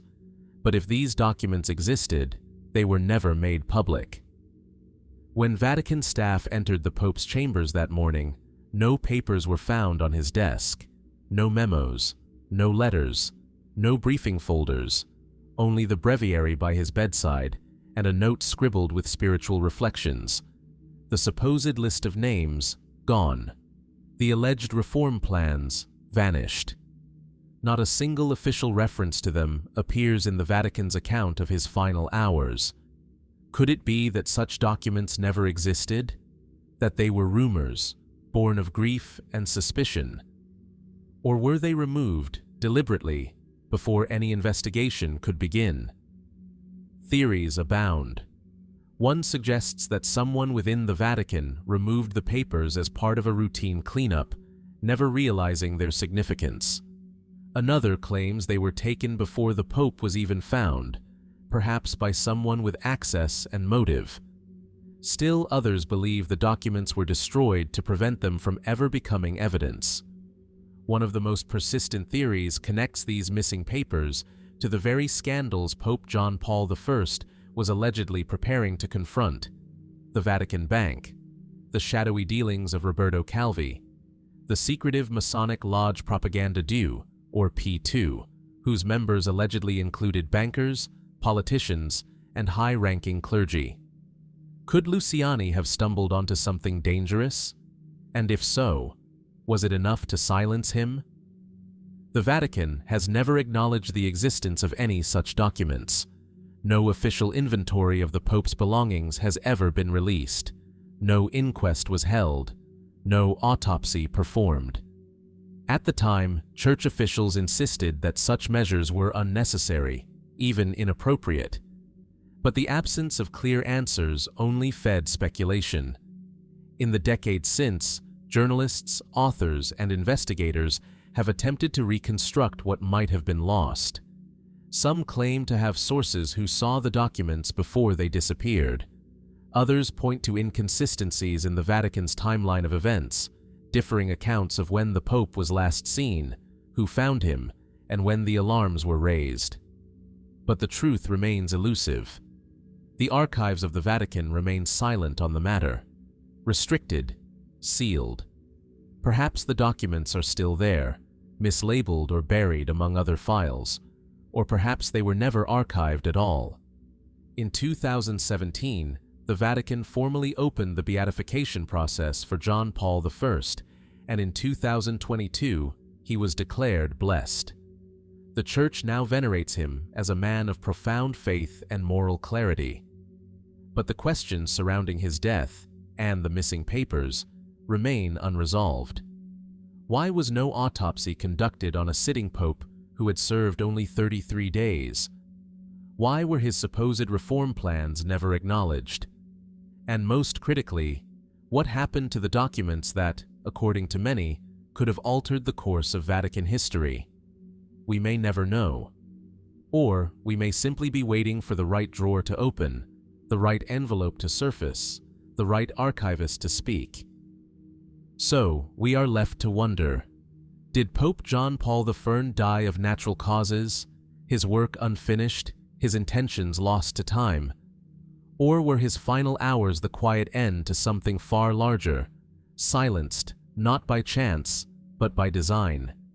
And if so, what truth still lies hidden, just beyond the edge of light, from the silence left in the wake of Pope John Paul III's mysterious passing, and the vanished documents that may have died with him?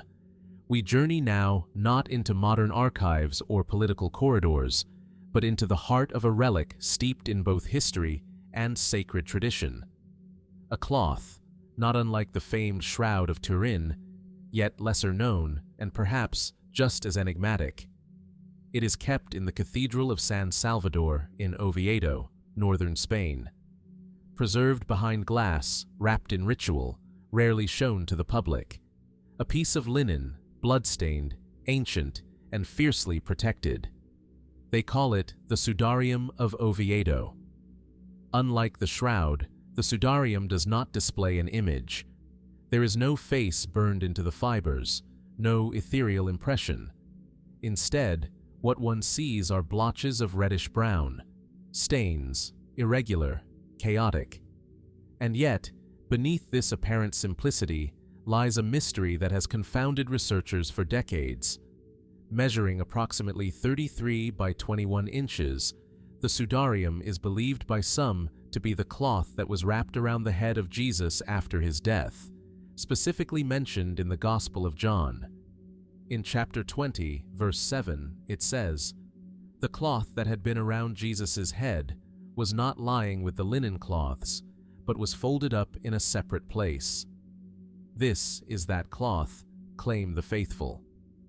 According to tradition, The Sudarium was brought to Spain by Christians fleeing the Muslim conquest of Jerusalem in the 7th century. Its journey, if the accounts are accurate, carried it through North Africa and eventually into the Asturias region of Spain, where it was enshrined in Oviedo by the 8th century. There, it has remained ever since, documented, venerated, and shrouded in quiet reverence. But is it truly what some claim? Scientific analysis has attempted to provide answers. The stains on the Sudarium are consistent with pulmonary edema, a condition that occurs during asphyxiation, in which blood and fluid collect in the lungs.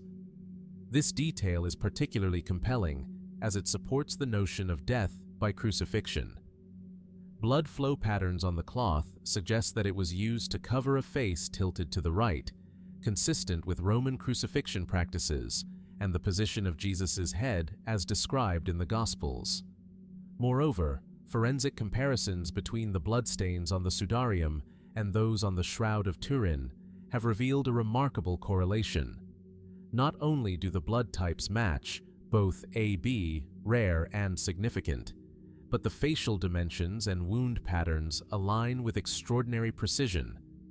Researchers have overlaid the two cloths and noted that the stains on the Sudarium correspond to areas of bleeding seen on the shroud, suggesting they may have touched the same face. But even more curious is this. Unlike the shroud, the Sudarium has a well-established historical trail. Documents from the 11th century describe it being moved and displayed during times of danger or plague. Pilgrimage records mention its presence in Oviedo centuries before the Shroud of Turin enters the historical record. If both cloths are authentic, then the Sudarium may be the older witness. Yet despite this, the Vatican has never made an official declaration on the cloth's authenticity. It recognizes the Sudarium as a relic, yes, but stops short of affirming its divine connection. The Church, perhaps wisely, leaves space for mystery. Skeptics, as expected, have raised objections. They question whether the Sudarium's journey can truly be traced with confidence across centuries of war, migration, and oral transmission.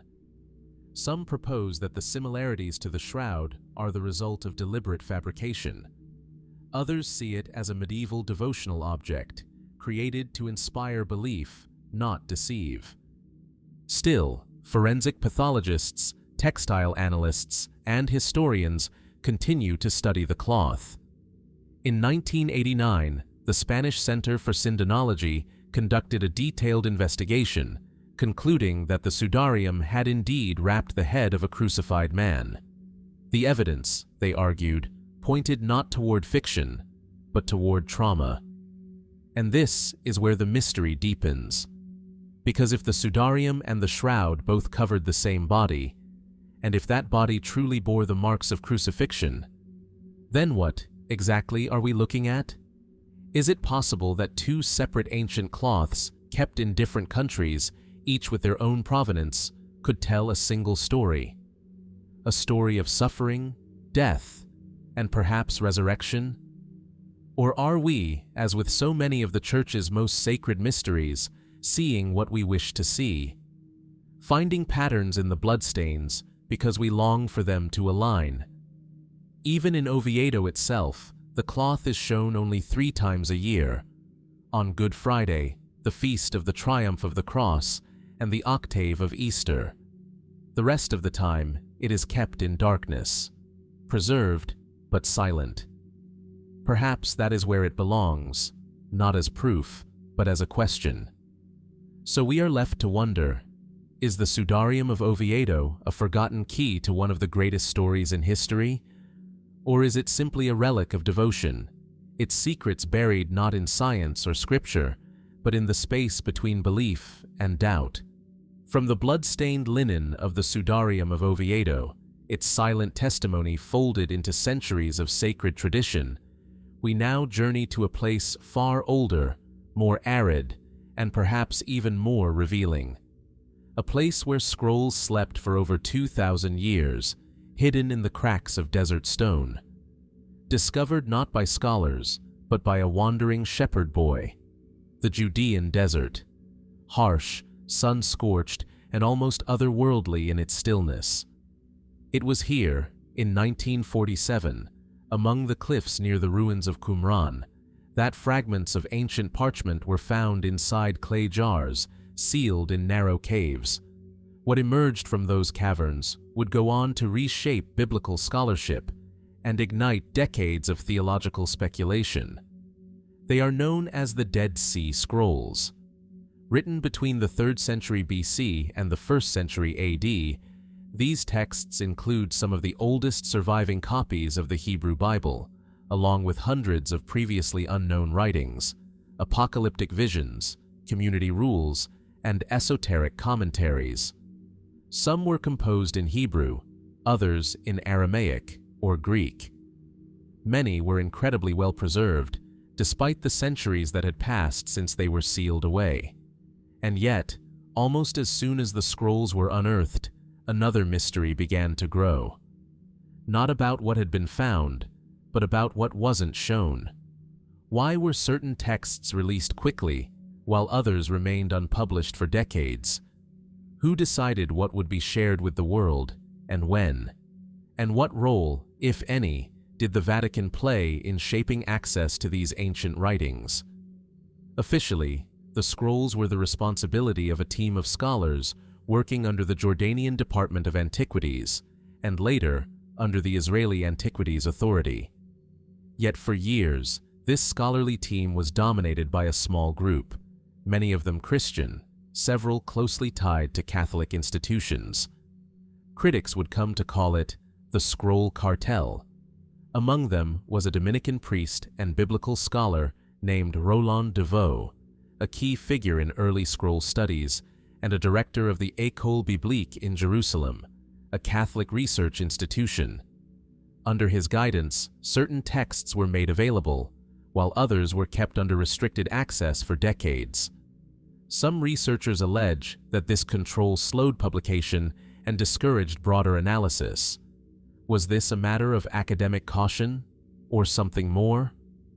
Rumors soon spread that the Vatican had exerted influence behind the scenes, that it was deeply concerned about certain scrolls being made public, texts that might challenge church doctrine, call into question the origins of Christianity, or shed light on early messianic beliefs in ways the Vatican preferred, remain unexplored. One of the most controversial scrolls is the Messianic Apocalypse, which describes a figure who brings the dead to life, heals the sick, and is called the Son of God. This document, written before the time of Jesus, parallels New Testament descriptions of Christ so closely that it raises uncomfortable questions. Were Christian ideas wholly unique, or part of a broader and older religious context? Other texts, like the War Scroll or the Temple Scroll, describe spiritual warfare, secret rites, and a radical end-times theology. They speak of battles between light and darkness, of hidden knowledge, and of divine intervention in history. Were these merely the beliefs of a fringe sect like the Essenes, or part of a much wider underground theology that predated Christianity, and perhaps influenced it? For decades, independent scholars and journalists demanded broader access to the scrolls. Their frustration peaked in the 1980s and early 90s as academic gatekeeping came under increasing scrutiny. It wasn't until 1991 that the monopoly truly broke, and the scrolls were opened to a wider community of researchers. The Vatican, for its part, has consistently denied interfering with the scrolls' publication. There is no formal record of suppression, no conclusive evidence of concealment. But the perception lingers, fed by the Church's long history of guarding religious texts and by the slow, selective pace at which some scrolls came to light.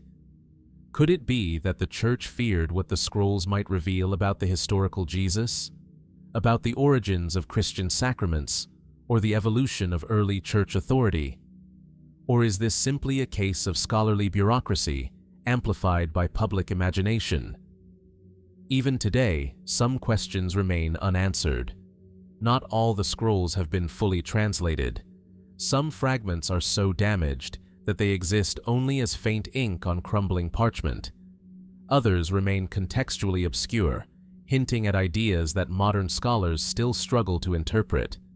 And while most of the scrolls are now digitized and accessible, the full implications of their content are still being debated.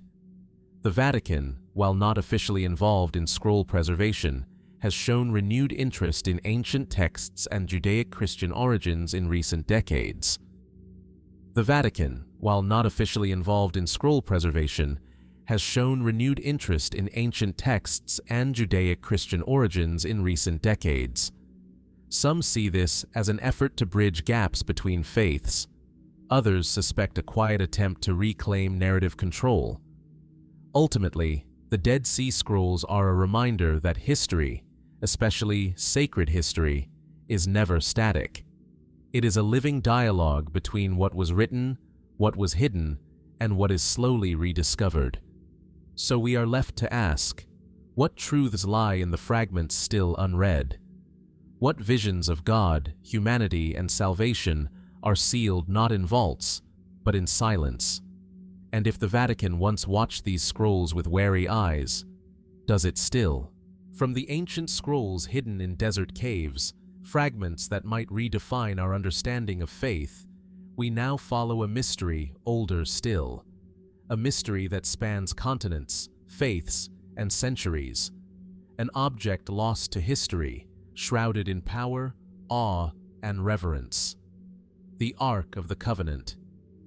Described in the Book of Exodus as a golden chest, fashioned according to divine instruction, it was said to house the 2 stone tablets of the 10 Commandments.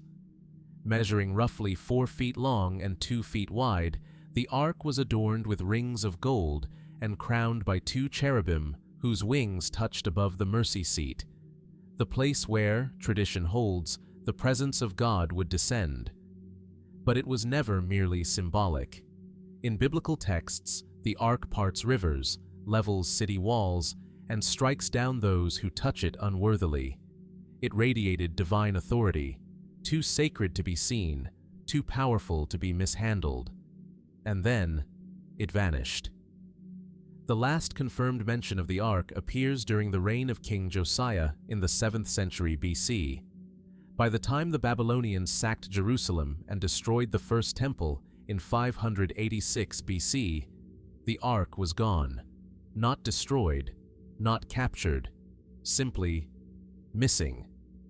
And so began one of the greatest religious mysteries in recorded history. Where did it go? Over the centuries, theories have abounded.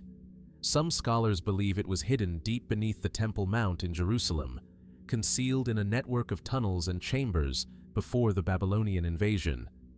Others suggest it was smuggled away during earlier political upheavals, safeguarded by priests who foresaw the coming destruction. But there is one theory that has captivated imaginations for generations, that the ark was taken south, far south, out of the Levant entirely. To Ethiopia. In the city of Aksum, hidden within the stone walls of a modest ivy-covered chapel, known as the Church of Our Lady, Mary of Zion, lies what Ethiopian Orthodox Christians claim is the true Ark of the Covenant. Guarded by a single monk, who alone is allowed to see it, the Ark is said to rest in total isolation, never displayed, never moved. According to Ethiopian tradition, the Ark was brought to their land by Menelik I, son of King Solomon, and the Queen of Sheba. The story goes that during a visit to Jerusalem, Menelik took the Ark with him, either as a divine gift or a secret theft, carrying it across the Red Sea and into the highlands of East Africa. Western scholars often dismiss this tale as myth. Yet, when examined closely, the story reveals an unbroken tradition upheld for nearly 3,000 years. The Ethiopian Church, one of the oldest Christian institutions on earth, has built its liturgy, rituals, and identity around the Ark's presence. Every major church in Ethiopia houses a tabut, a symbolic replica of the Ark, without which no Mass may be performed. But why, then, has the world never seen it? Journalists, researchers and historians have attempted to gain access. All have been denied. Even the few who have entered the compound have not been allowed to see the Ark itself. The guardian monk, appointed for life, claims to have visions, to hear the voice of God, and to bear the responsibility of protecting a relic too sacred for human eyes. Is it true? Could a biblical artifact of such magnitude be hidden in plain sight, guarded not by vaults or armies, but by tradition? Some argue the object in Axum may be a later replica, a symbol preserved through faith rather than history. Others speculate that the real Ark, if it ever left Jerusalem, was lost during the journey or hidden in yet another unknown location. And then there are those who suggest the Vatican knows more than it admits. In 2009, Patriarch Abuna Paulos, then head of the Ethiopian Orthodox Church, visited the Vatican and met with Pope Benedict XVI.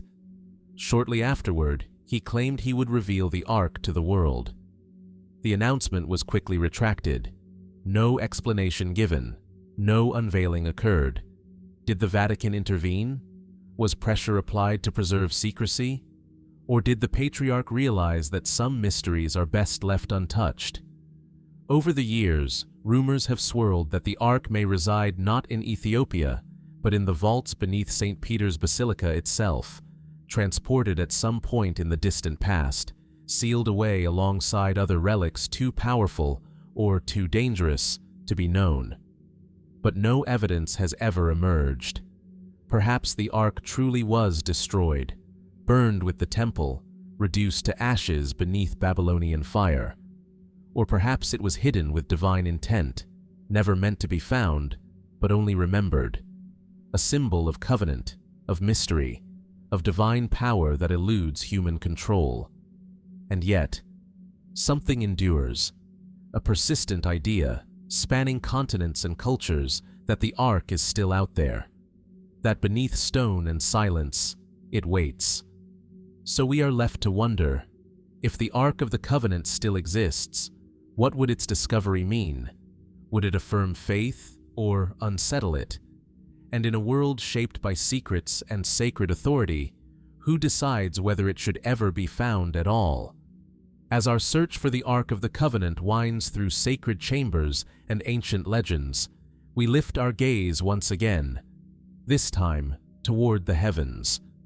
But not in metaphor, not in prayer, in search of something other, something perhaps not divine, yet not entirely human either.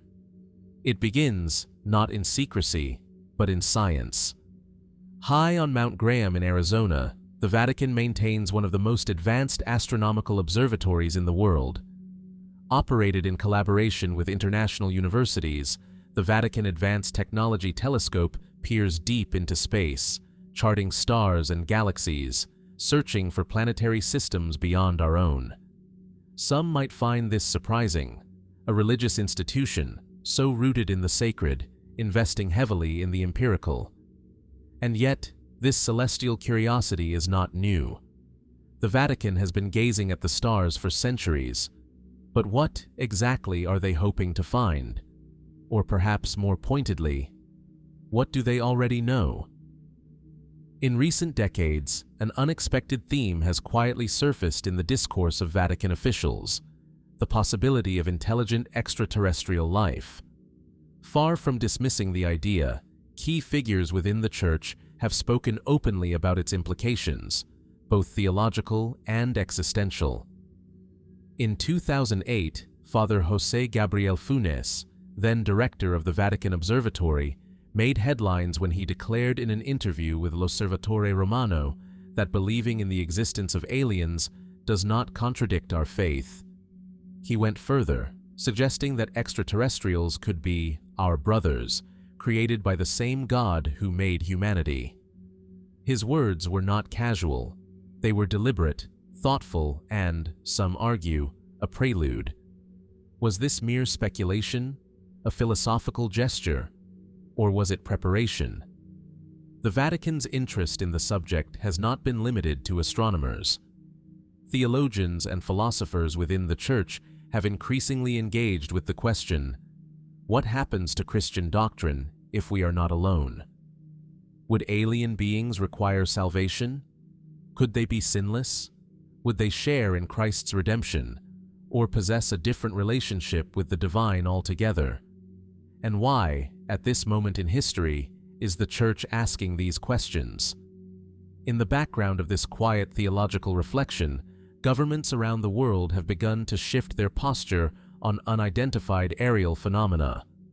Once dismissed as conspiracy or fantasy, these encounters are now being discussed in military briefings, declassified documents, and congressional hearings. Pilots speak of objects that defy physics. Sensors capture movements no known technology can replicate.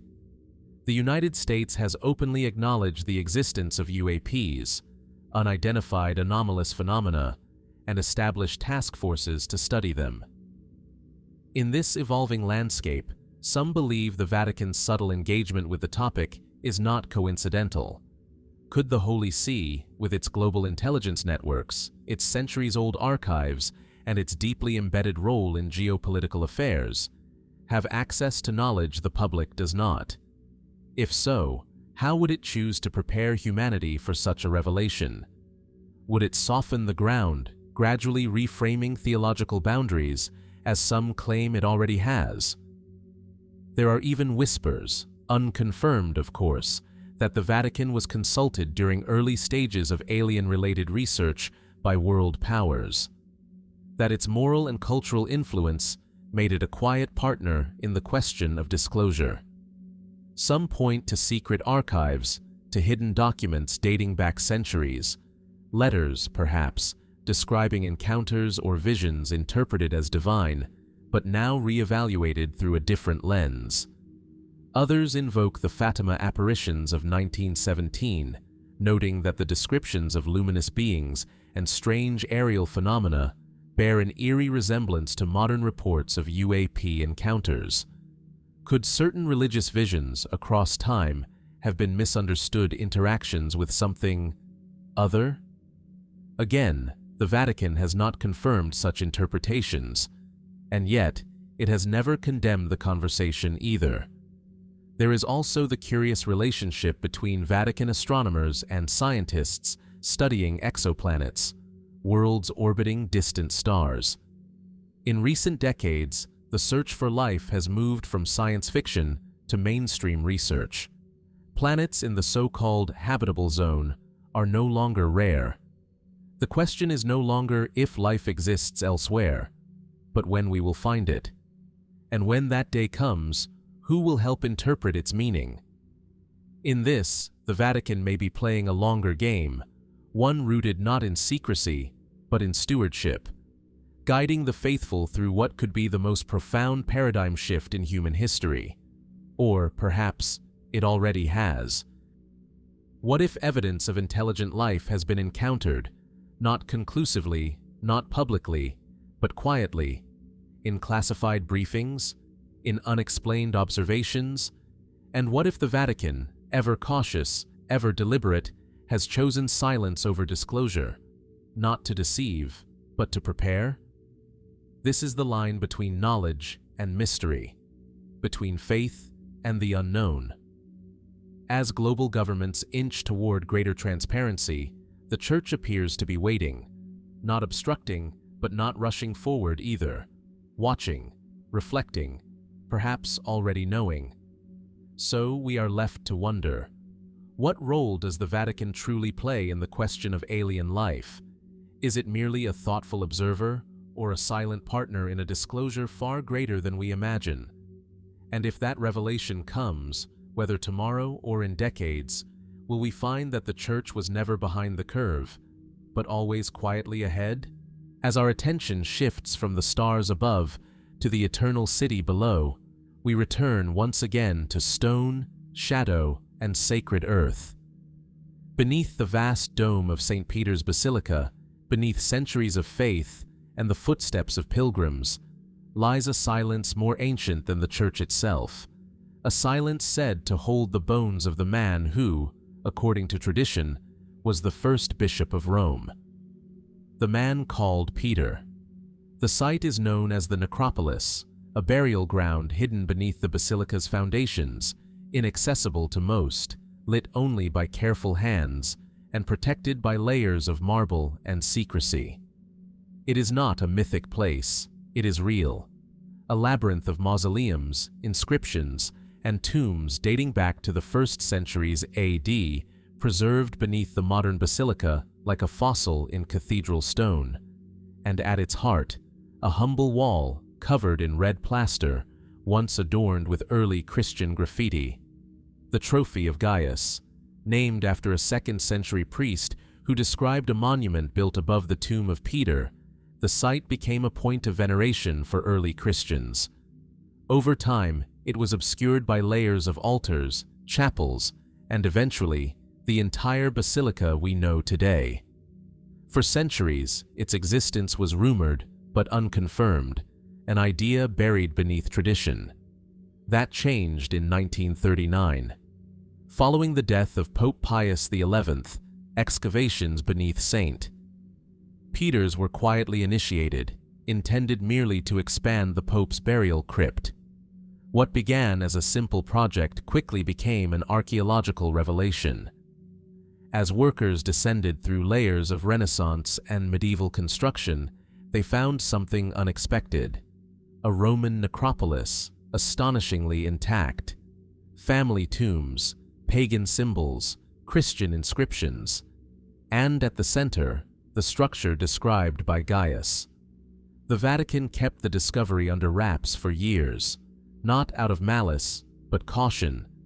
What if the tomb was empty? What if it belonged to someone else entirely? Then, in 1950, Pope Pius XII announced that Peter's tomb had indeed been found, but no bones were displayed, no relics shown, and the mystery deepened. In the years that followed, controversy emerged over the bones themselves. In a niche behind the red wall, known as loculus, bones were found, first dismissed, then re-examined. Initially, archaeologist Margherita Guarducci, working closely with the Vatican, claimed that the bones had been moved during earlier construction, stored in a nearby marble-lined box.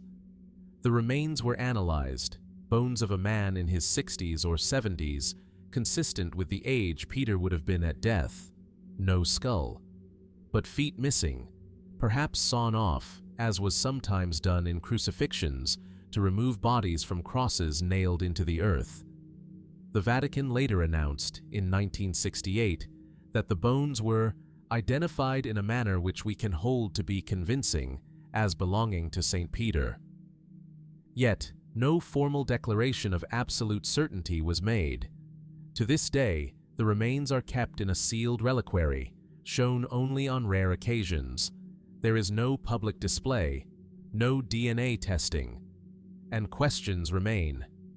Skeptics point out that Roman burial practices often involved reuse of tombs. Could the bones belong to another elderly man, honored perhaps, but not Peter? Could early Christians have chosen this site for symbolic reasons, retroactively assigning it to the apostle? After all, ancient Rome was not a city of preserved truths, but of layered memory, adapted through time and belief.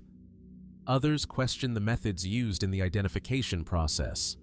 The bones were found mixed with animal remains and other human fragments, raising doubts about their original placement. The absence of the skull is also noted, though, intriguingly, the Basilica of St. John Lateran claims to house the skulls of both Peter and Paul in ornate reliquaries, a claim never fully investigated. And then there are the inscriptions. One fragment of graffiti near the burial reads, Petros Eini, Greek for Peter is here. Just 2 words. Faint, possibly incomplete. But is it a marker of identity or of memory? Was it meant as a declaration, a prayer, or a symbol of the Christian community's spiritual foundation? The Church has, over time, adopted a careful stance.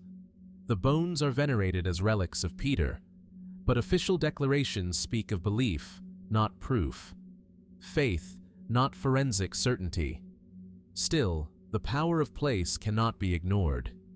Every inch of St. Peter's Basilica is built to point toward this sacred core.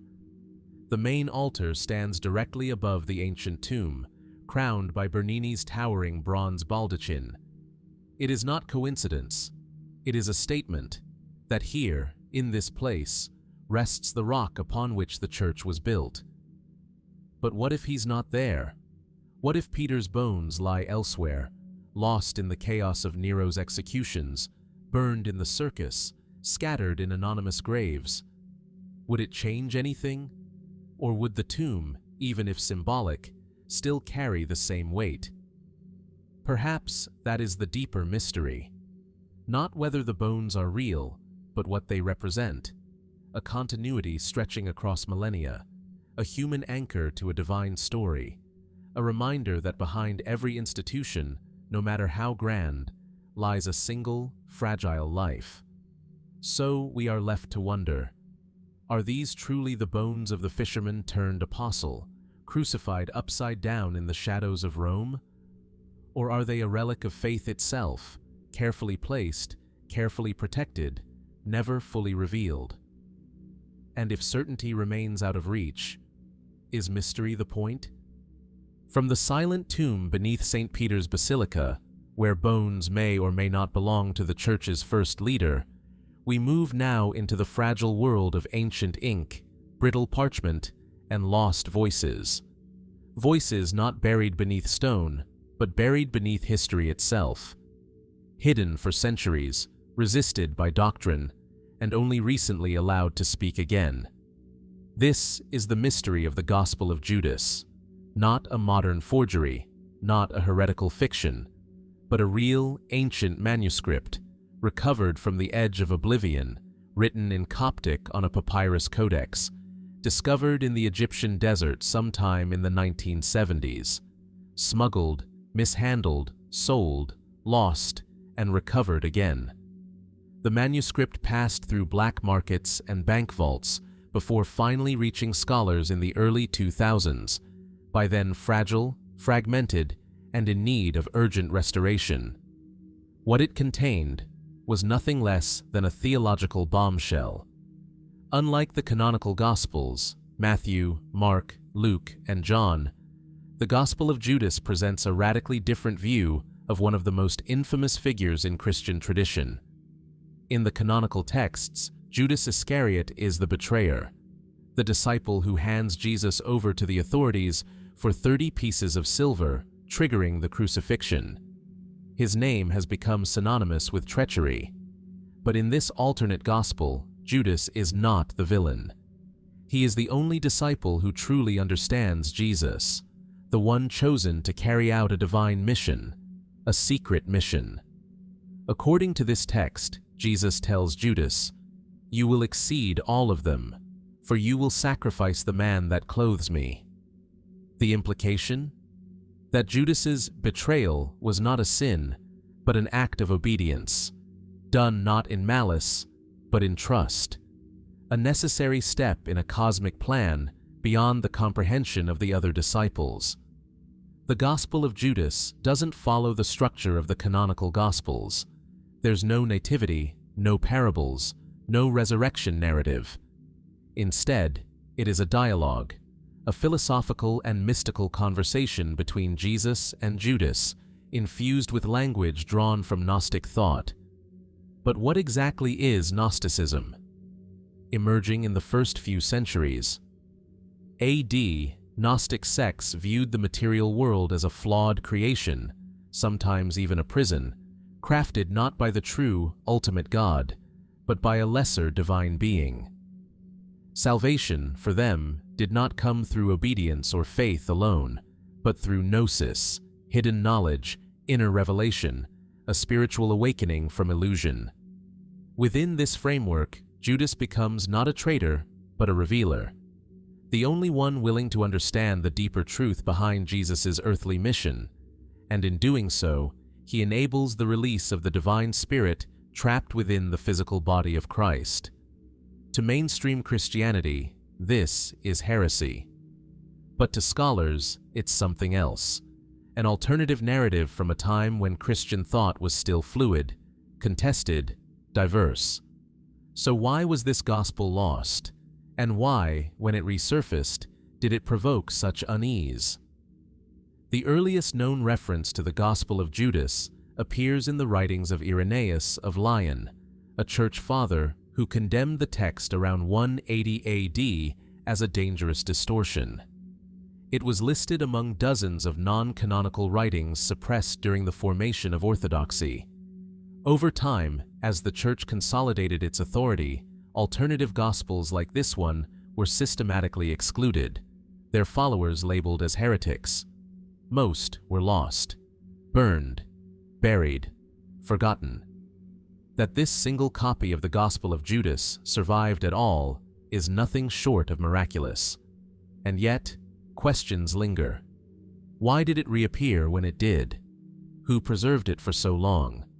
And what role, if any, has the Vatican played in controlling the narrative around its content? Officially, the Vatican has acknowledged the text's existence, but firmly dismissed its theological relevance. It is a Gnostic document, they say, representative of a fringe belief system long rejected by the Church. It changes nothing. But some theologians and historians are not so sure. Could this gospel reflect real beliefs held by early Christian communities? Could it offer insight into the diverse ways Jesus and his teachings were interpreted in the 1st and 2nd centuries AD, before one version became dominant? And why does the idea of a redeemed Judas provoke such resistance? Perhaps it's because Judas is more than a historical figure. He is a symbol, a shadow cast across the Passion narrative. To recast him as enlightened, chosen, would unravel centuries of doctrine, art, and collective imagination. And yet, something about the Gospel of Judas endures, not because it rewrites history, but because it challenges us to see beyond the official version. To ask, what stories were silenced? What truths were hidden? The manuscript itself now rests in the Coptic Museum in Cairo, preserved after painstaking restoration. But its journey is far from over. Its words continue to ripple outward, quietly, provocatively, inviting reflection not only on Judas, but on the very foundations of Christian belief. So we are left to wonder, is the Gospel of Judas simply a heretical footnote in the history of faith? Or is it a glimpse into a lost spiritual worldview, one that still holds echoes of the earliest, most unsettling questions about sacrifice, loyalty, and divine intent? From the lost voice of Judas, resurrected from the sands of Egypt and the margins of Scripture, we turn now to another voice silenced not by time, but by fire. A man who dared to ask questions too far ahead of his time. A man whose death still lingers like smoke over the heart of Rome. February 17th, 1600, Campo dei Fiori. A broad cobbled square nestled between churches, markets, and the murmurs of the eternal city. That morning, it was not the scent of herbs and fresh bread that filled the air, but something darker, burning flesh and scorched parchment. At the center of the square, bound and gagged, stood Giordano Bruno. He was not a heretic in the way we often imagine. He was not an enemy of God, nor a mere provocateur. He was a philosopher, a mathematician, a mystic, and, some say, a visionary. A former Dominican friar whose mind could not be contained by dogma or fear. And yet, it was that very mind that brought him here, to this moment, to this flame. What did Bruno believe? And why did the Church feel so threatened? Born in Nola, near Naples, in 1548, Bruno entered religious life early, joining the Dominicans before his 20th birthday. But his intellectual appetite quickly exceeded the boundaries of orthodoxy. He questioned the nature of the Trinity, rejected the infallibility of the Church, and openly discussed alternative cosmologies, ideas rooted in the works of Copernicus, and expanded into radical new territory. Bruno proposed that the stars were distant suns, surrounded by their own planets, perhaps even worlds with life. He spoke of an infinite universe, without a center, and without a privileged place for Earth. In doing so, he dismantled more than a model of the cosmos. He dismantled an entire worldview, one in which heaven was above, man was central, and the divine plan neatly ordered. But Bruno didn't stop at astronomy. He explored reincarnation, claimed the soul was eternal and unbound, and argued that divinity was not confined to any single form, but present throughout the universe. To some, these were the words of a mystic poet. To others, the whispers of dangerous subversion. By the time he arrived in Rome in 1592, Bruno had already fled multiple cities, been excommunicated from multiple churches, and drawn suspicion from Catholic and Protestant authorities alike. But in Rome, suspicion became condemnation. He was arrested by the Roman Inquisition and held in confinement for nearly 8 years. During his trial, the charges against him were varied and complex: denial of key Catholic doctrines, belief in multiple worlds, pantheism, and more. Bruno refused to recant. His final words before the tribunal are said to have been, "Perhaps you who pronounce this sentence are in greater fear than I who receive it." Then he was led to the stake, naked, gagged, bound, and burned alive. In the centuries since, Giordano Bruno has become a symbol for science, for freedom of thought, for the right to ask questions no matter how uncomfortable they may be. But his execution remains a dark stain, one the Vatican has never fully erased. To this day, the bronze statue of Bruno stands in Campo de' Fiori, erected in 1889 by a group of secular intellectuals. He faces the Vatican, defiantly, his hooded eyes staring across the centuries. But there is more to this story than martyrdom. Some have speculated that Bruno's execution was not solely about theology or cosmology, that it may have involved other forces, political, secretive, even esoteric. Bruno was deeply involved in Hermetic philosophy, studying texts that blended Egyptian mysticism with Christian thought. He was interested in memory palaces, symbolic magic, and the deeper structures of reality. His writings hint at lost knowledge, ancient wisdom carried forward through symbols, not scripture. Was the Church afraid of Bruno's science, or something else? There are those who believe Bruno was in possession of texts or teachings considered too dangerous to be made public.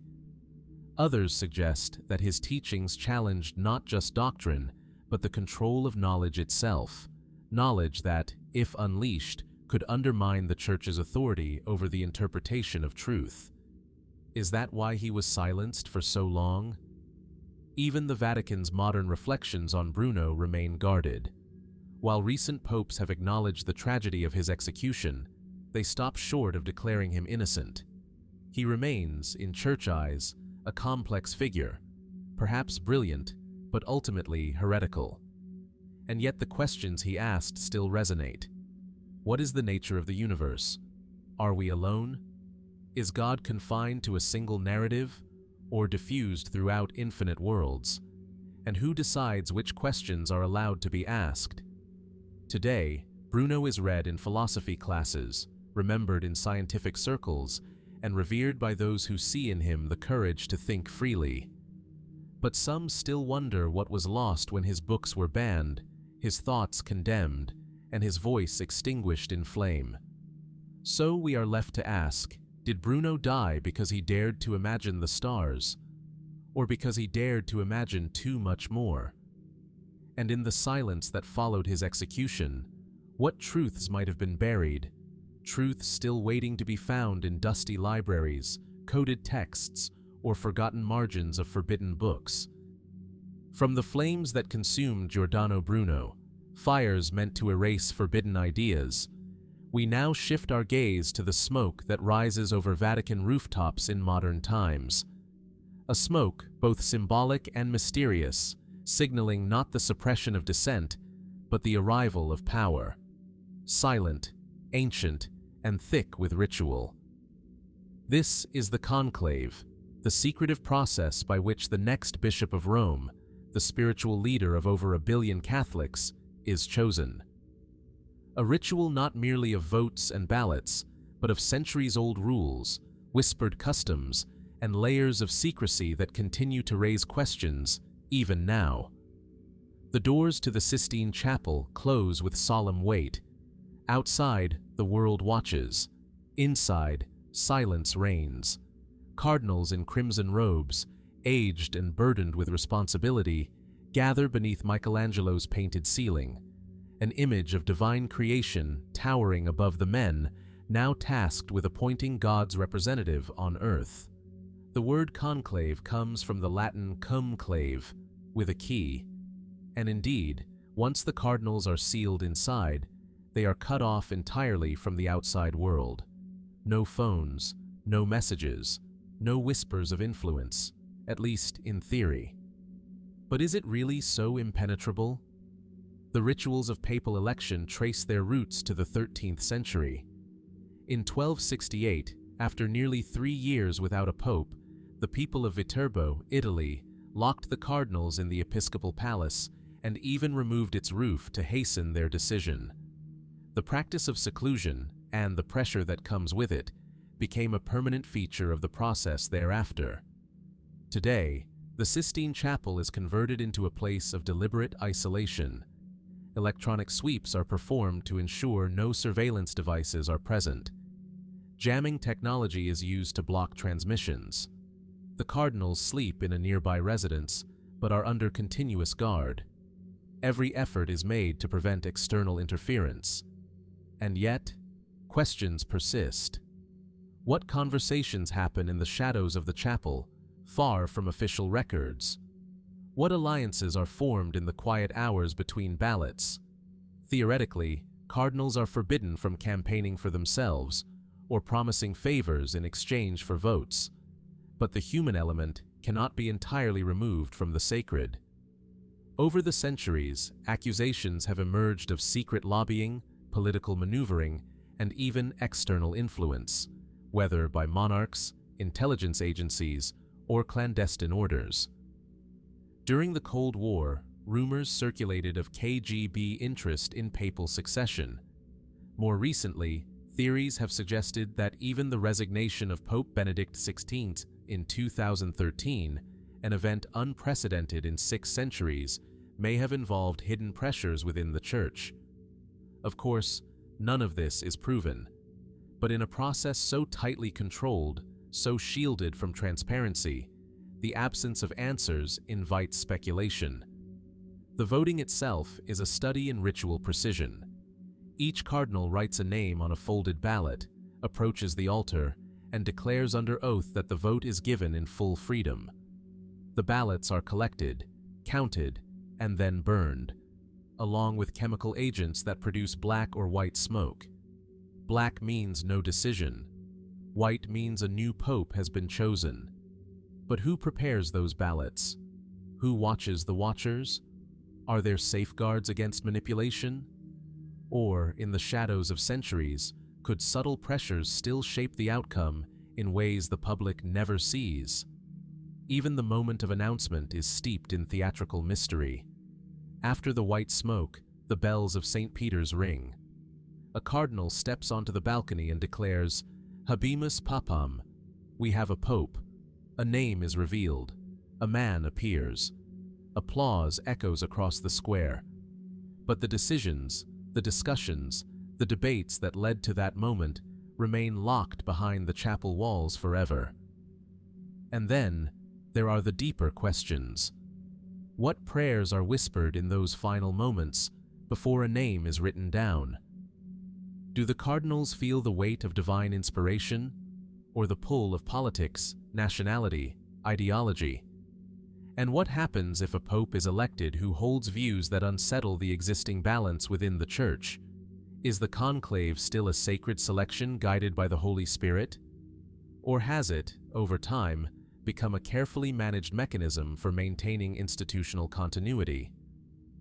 There are also more obscure elements of the ritual, fragments from older times that linger on the edges. Legends tell of a test once performed with a special chair to verify the gender of the Pope, an echo of the Pope Joan myth. Others speak of secret prayers passed from Pope to Pope, or of a hidden document that each pontiff reads upon ascension, guidance known only to those who wear the ring of the fisherman. And what of the rumors that the Vatican archives contain profiles on every eligible cardinal, dossiers detailing their politics, their pasts, their loyalties? Is the conclave truly a vote of conscience, or a vote shaped by knowledge not shared with the outside world? Even the moment when the chosen pope accepts his role is shrouded in silence. He is asked, "Do you accept your canonical election as supreme pontiff?" And if he says yes, he is immediately pope. No further ceremony required, just a word, and a new era begins. Yet, in that instant, between man and mantle, what happens? Does he feel the weight of Peter's keys, or the burden of centuries? So we are left to ponder, is the conclave a perfect vessel of divine will, unmarred by human complexity? Or is it a theater of shadows, where faith and strategy intertwine beneath a frescoed ceiling? And as the world watches the smoke rise once again, what truths may forever remain behind the veil? From the whispered alliances and sacred secrecy of the papal conclave, we now move into the heart of the Vatican itself. Past the gilded halls and frescoed ceilings of the Apostolic Palace, through corridors only a handful of men have ever walked without escort, there lies a door.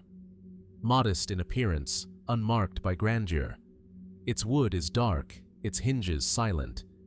But what lies beyond it remains unknown. This is the mystery of the sealed room in the Apostolic Palace. The Vatican is no stranger to locked doors. Within its walls are archives, vaults, libraries, and private chambers, each with its own threshold of access. But the sealed room, sometimes referred to in internal whispers as La Stanza Chiusa, has captured the imagination of scholars, historians, and even cardinals. Very little is publicly acknowledged about the room's origin or purpose. Official Vatican architectural plans mention it only obliquely, if at all. Some believe it was part of a now unused residential suite once assigned to a long-deceased pope. Others claim it is a chamber constructed during the Counter-Reformation, built with precision, isolated by design, its walls thicker than those around it.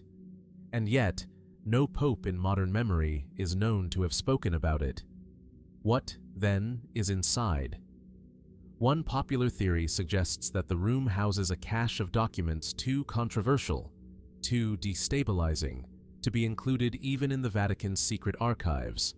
Writings from condemned mystics, papal letters never made public, treatises on forbidden theology, records of internal schisms within the Church, carefully covered and never resolved. Others believe the chamber serves not as a vault, but as a sanctuary, perhaps used only in moments of extreme crisis, a place of refuge during wartime or political upheaval. During World War II, rumors swirled that certain rooms of the Apostolic Palace were outfitted to shelter high-ranking clergy or hidden figures. Was this one of them? Then there are the more speculative claims. Some suggest that the sealed room is home to a single, extraordinary relic, an object too sacred or too dangerous to display. A fragment of the true cross, an original scroll from the Dead Sea caves, or something else entirely, an artifact whose very nature would challenge the world's understanding of faith, science, or history. Occasionally, whispers surface from those who claim to have seen the room, or more often, to have met someone who did. These accounts describe a space frozen in time, dustless, undisturbed, dimly lit, lined with old wood or perhaps bare stone. Some speak of books, unmarked, hand-bound, ancient. Others mention a single chair facing a blank wall as if awaiting a visitor who never arrived. Of course, none of these stories can be verified. The Vatican, when asked directly about the room, offers no comment. Officials neither confirm nor deny its existence, and those with security clearance are bound by oaths as old as the papacy itself, oaths that extend beyond death, reinforced not by law, but by loyalty. What would require such secrecy? Could the room contain evidence of an earlier papacy covered up, or theological research suppressed because of its implications? Could it be linked to any of the unresolved Vatican controversies, the sudden death of Pope John Paul I, for instance, or the missing documents surrounding his brief reign? Some theorists even suggest the room may house psychological records, notes from papal confessions, or personal journals never meant for public eyes. Documents that, if released, would offer a human, and perhaps troubling, portrait of leaders, often portrayed as larger than life. But perhaps the most chilling theory is not about what's kept inside, but what is kept out. According to an old Vatican legend, one passed down among guards and whispered by seminarians, the sealed room was created not to protect a relic or a secret, but to contain something, a presence, a voice, an artifact that emits no light, but affects those nearby in subtle, disquieting ways. These are tales, of course, fragments from a religious city built on myth and mystery. But like all legends, they persist because they are never quite disproved. In the end, what is most intriguing about the sealed room is how it is hidden in plain sight. No barrier of lasers or steel, no trapdoor or ancient curse, just a door, quiet, simple, and unvisited. And yet, no modern pope has opened it publicly. No camera has documented its interior. No record of its true function has ever been included in official Vatican histories. So we are left to wonder, what lies beyond that threshold? A forgotten archive? A symbol of papal solitude? Or something more elusive? Something the Church has chosen, deliberately, to lock away? In a city-state defined by ritual, silence, and sacred trust, some doors are not opened with keys. They are opened, if ever, with understanding. And perhaps that is the final question. Not whether the sealed room holds a secret, but whether the world is ready for what it might reveal. From the unmarked door of the sealed room, locked in silence at the heart of the Apostolic Palace, we step now into another kind of mystery. One that does not hide behind stone or steel, but rises quietly in the open, in fields, in forests, in remote villages, where ordinary people claim to witness something extraordinary. Apparitions, visitations. The divine stepping, however briefly, into the mortal world. And perhaps more curiously, how the Vatican often chooses not to speak. Throughout history, accounts of Marian apparitions, sightings of the Virgin Mary, have stirred awe, devotion, controversy, and division. Some have become world-renowned: Lourdes, Fatima, Guadalupe.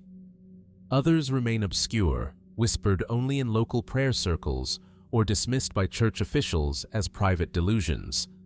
But what unites many of these accounts is not just the vision itself, but the long, echoing silence that follows. Take, for instance, the village of Medjugorje, nestled among the hills of Bosnia and Herzegovina. Since 1981, 6 young people have claimed to receive repeated visitations from a luminous female figure, identifying herself as the Virgin Mary. Her messages, they say, call for peace, prayer, and penance, but also contain warnings of spiritual decline, of chastisement, of a future in which choices will shape the fate of nations. Pilgrims began arriving in the thousands, then hundreds of thousands. Testimonies of healing and conversion poured in. The village transformed into a global spiritual center. And yet, the Vatican did not confirm the apparitions. For decades, it neither condemned them outright nor embraced them fully. Why? Some suggest caution. The Church, after all, takes its role as guardian of orthodoxy seriously. Investigations into such claims are methodical, often spanning decades, involving theologians, psychologists, and local bishops. But others see something more deliberate, a strategy not of denial, but of containment. Because for every sanctioned apparition, dozens go unacknowledged. In the Philippines, in Japan, in Nigeria, in rural Italy and South America, reports have surfaced, some with photos, others with cryptic messages allegedly dictated by the apparitions themselves. Some contain references to global upheaval, future catastrophes, or secrets that mirror the tone of the third secret of Fatima. Still, the Vatican remains largely silent. Why do some visions receive approval while others are left in the shadows?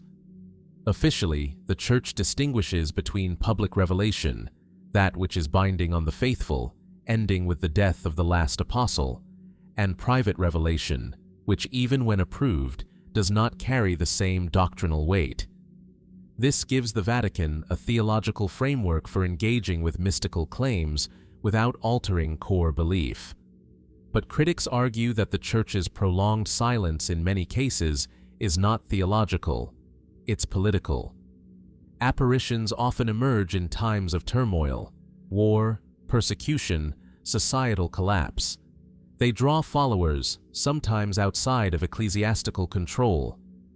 In Medjugorje, for instance, the visionaries continued to receive messages long after the initial apparitions. This made them unpredictable. Their messages bypassed hierarchy.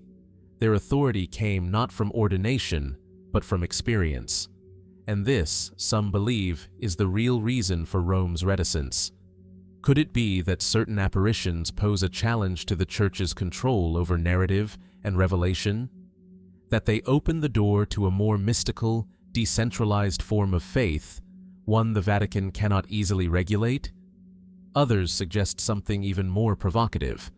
What if some apparitions contain elements too disruptive to reveal? Warnings not just about spiritual decay, but about internal Church corruption, coming wars, or cosmic events.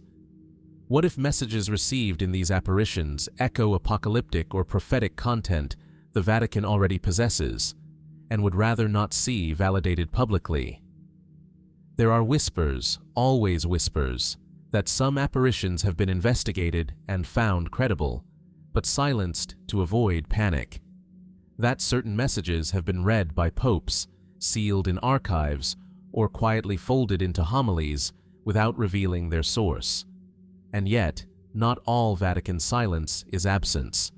Sometimes it is presence disguised. Take the case of Akita, Japan. In the 1970s, a nun named Sister Agnes Sasagawa reported visions of Mary, along with a weeping statue, and messages warning of fire falling from the sky and divisions within the Church from bishop against bishop. Though the local bishop declared the events worthy of belief, the Vatican never formally commented. And yet, years later, Cardinal Joseph Ratzinger, later Pope Benedict XVI, is said to have quietly affirmed the authenticity of the messages in private. What does that mean? Could the Vatican, in its silence, be validating some apparitions quietly, without official endorsement, while avoiding the wider consequences such confirmation would entail? Or is it possible that Rome, as custodian of centuries of religious phenomena, has simply seen too many of these events to react with surprise? That behind the scenes, a complex theology of vision and message is already being applied, just not shared? Perhaps the real mystery is not whether these apparitions are real, but how the Church chooses to respond when the divine seems to bypass the usual channels. So, we are left to wonder, is Vatican silence a form of prudence, or of protection? Are the apparitions too sacred, too destabilizing, or too truthful to be fully embraced? And in a world that still looks skyward for signs and wonders, what visions remain unspoken, awaiting acknowledgement in a language the Church may not yet be ready to use? From the hushed uncertainty surrounding unexplained apparitions, we now descend into something even more deliberate, more structured. A catalogue not of visions, but of ideas. A list born not of celestial phenomena, but of human words deemed too dangerous to be read. Hidden behind the stately walls of the Vatican, bound in old leather and preserved with the weight of centuries, lies a document unlike any other in church history. The Index Librorum Prohibitorum, the Index of Forbidden Books. At first glance, it appears unassuming, rows of titles, names, and dates methodically organized. But beneath that cold precision lies a legacy of fear, control, and unanswered questions. For nearly 400 years, this index was the Church's official list of books banned for being heretical, immoral, or otherwise threatening to the faith. The list spanned continents, crossed empires, and shaped what millions of people were allowed, or forbidden, to read. But what was the Church so afraid of? Established in 1559 under Pope Paul IV, during the throes of the Counter-Reformation, the Index was meant to be a shield, a safeguard for souls. It came in response to a flood of printed material, thanks to Gutenberg's press, that made it possible for new ideas to travel faster than ever before. Ideas that challenged church authority, questioned doctrine, or explored the world beyond the limits of sanctioned theology. Some entries are predictable: Protestant tracts, works of openly heretical theologians, writings that directly attacked papal supremacy or Catholic tradition. But others are more surprising. Galileo Galilei's dialogue concerning the two chief world systems was once included, condemned not for science itself, but for presenting a heliocentric universe as fact, contrary to church teaching at the time. René Descartes, Immanuel Kant, Jean-Paul Sartre, each found themselves on the list for philosophical views deemed corrosive to the faith. Even novels, fictional stories, were considered suspect. Victor Hugo's Les Miserables, Alexandre Dumas' The Count of Monte Cristo, and the poetry of Lord Byron all appeared on the index at different times, sometimes for political undertones, sometimes for morality, sometimes simply for tone. The list grew and evolved with time, and with each new entry, the mystery deepened. Was the index merely an instrument of censorship, or was it also a record, an encoded ledger of ideas the Church feared might unravel its deepest structures? Perhaps the most curious aspect of the index is not the books that were listed, but the ones that were rumored to have been considered, yet never officially named. Some believe that unpublished manuscripts, works circulating in secret among intellectuals, mystics, or rogue clergy, were monitored quietly, their contents discussed behind closed doors, but never listed publicly. Other texts, such as certain alchemical treatises, esoteric grimoires, and Gnostic Gospels, may have been deemed too obscure for the general public, yet too dangerous to ignore. Could these off-index works still exist in Vatican collections, locked away in the secret archives? Some scholars believe so. Then there is the question of authors whose names were erased, not just banned, but deliberately forgotten. Inquisition records speak of books confiscated and burned, authors excommunicated and silenced. Are there texts we no longer know we've lost? Even within the index itself, a certain ambiguity reigns. Titles were sometimes listed without explanation. A reader might see only a name and a date, no context, no rationale. Others were marked with the cryptic phrase "Donec corrigatur," until corrected. But who decided what correction was acceptable? And how many texts were quietly altered, revised, or republished under different names to escape the list? The index was formally abolished in 1966 by Pope Paul VI. By then, its authority had been waning for decades, challenged by the rise of modern secularism and freedom of expression. But the idea of the index, its logic, its quiet power, has not vanished. the Church still retains the right to judge the spiritual danger of written works. The Congregation for the Doctrine of the Faith continues to review theological publications. While there is no longer an official list, there remains discretion. And perhaps that is the real mystery. The index may be gone, but what of the books themselves? Do they still rest in locked rooms beneath the Vatican library? Are there entries, drafts not finalized, that never reach the public? Is there a hidden index tracking modern works deemed spiritually corrosive, even if not openly named? And what of the spiritual philosophy behind the index? Was it born solely from fear? Or was it, in some sense, a recognition of the power of the written word? A power so immense that even belief could be undone by a page, a paragraph, a sentence. In the end, we are left with a question not about censorship, but about curiosity. Because what we cannot read, we imagine. So we are left to wonder, were the forbidden books suppressed only to preserve doctrine? Or were some silenced because they came too close to something, an idea, a truth, a memory, that the Church could not risk becoming common knowledge? And if those pages still exist, bound and hidden, what would they tell us? If we were finally allowed to read, from the hushed halls where forbidden books once whispered subversive ideas, we turn now to a question far more familiar, yet perhaps just as enigmatic. A question etched into calendars, celebrated across cultures, and commemorated each year with carols, candles, and quiet reverence. A date accepted by billions, printed on nativity scenes, and lit up on church altars. December 25th, the birth of Jesus Christ. But was he really born on that day? The Gospels, our primary source for the life of Jesus, speak of angels and shepherds, of a manger in Bethlehem, of a celestial sign seen by wise men in the east. But they are silent on the date. No month, no day, no specific moment preserved. And the earliest Christians, those who lived closest to the time of Jesus, seem to have made no effort to celebrate his birth at all. So where did December 25th come from?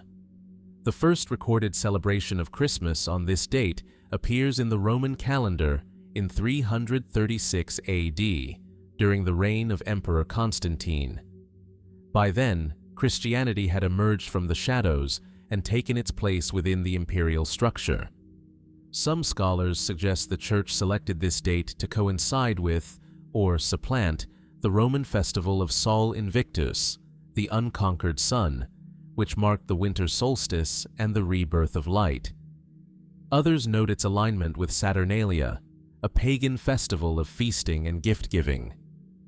Could the date have been chosen not to commemorate a historical moment, but to serve a symbolic purpose? The early Church Fathers debated various possibilities.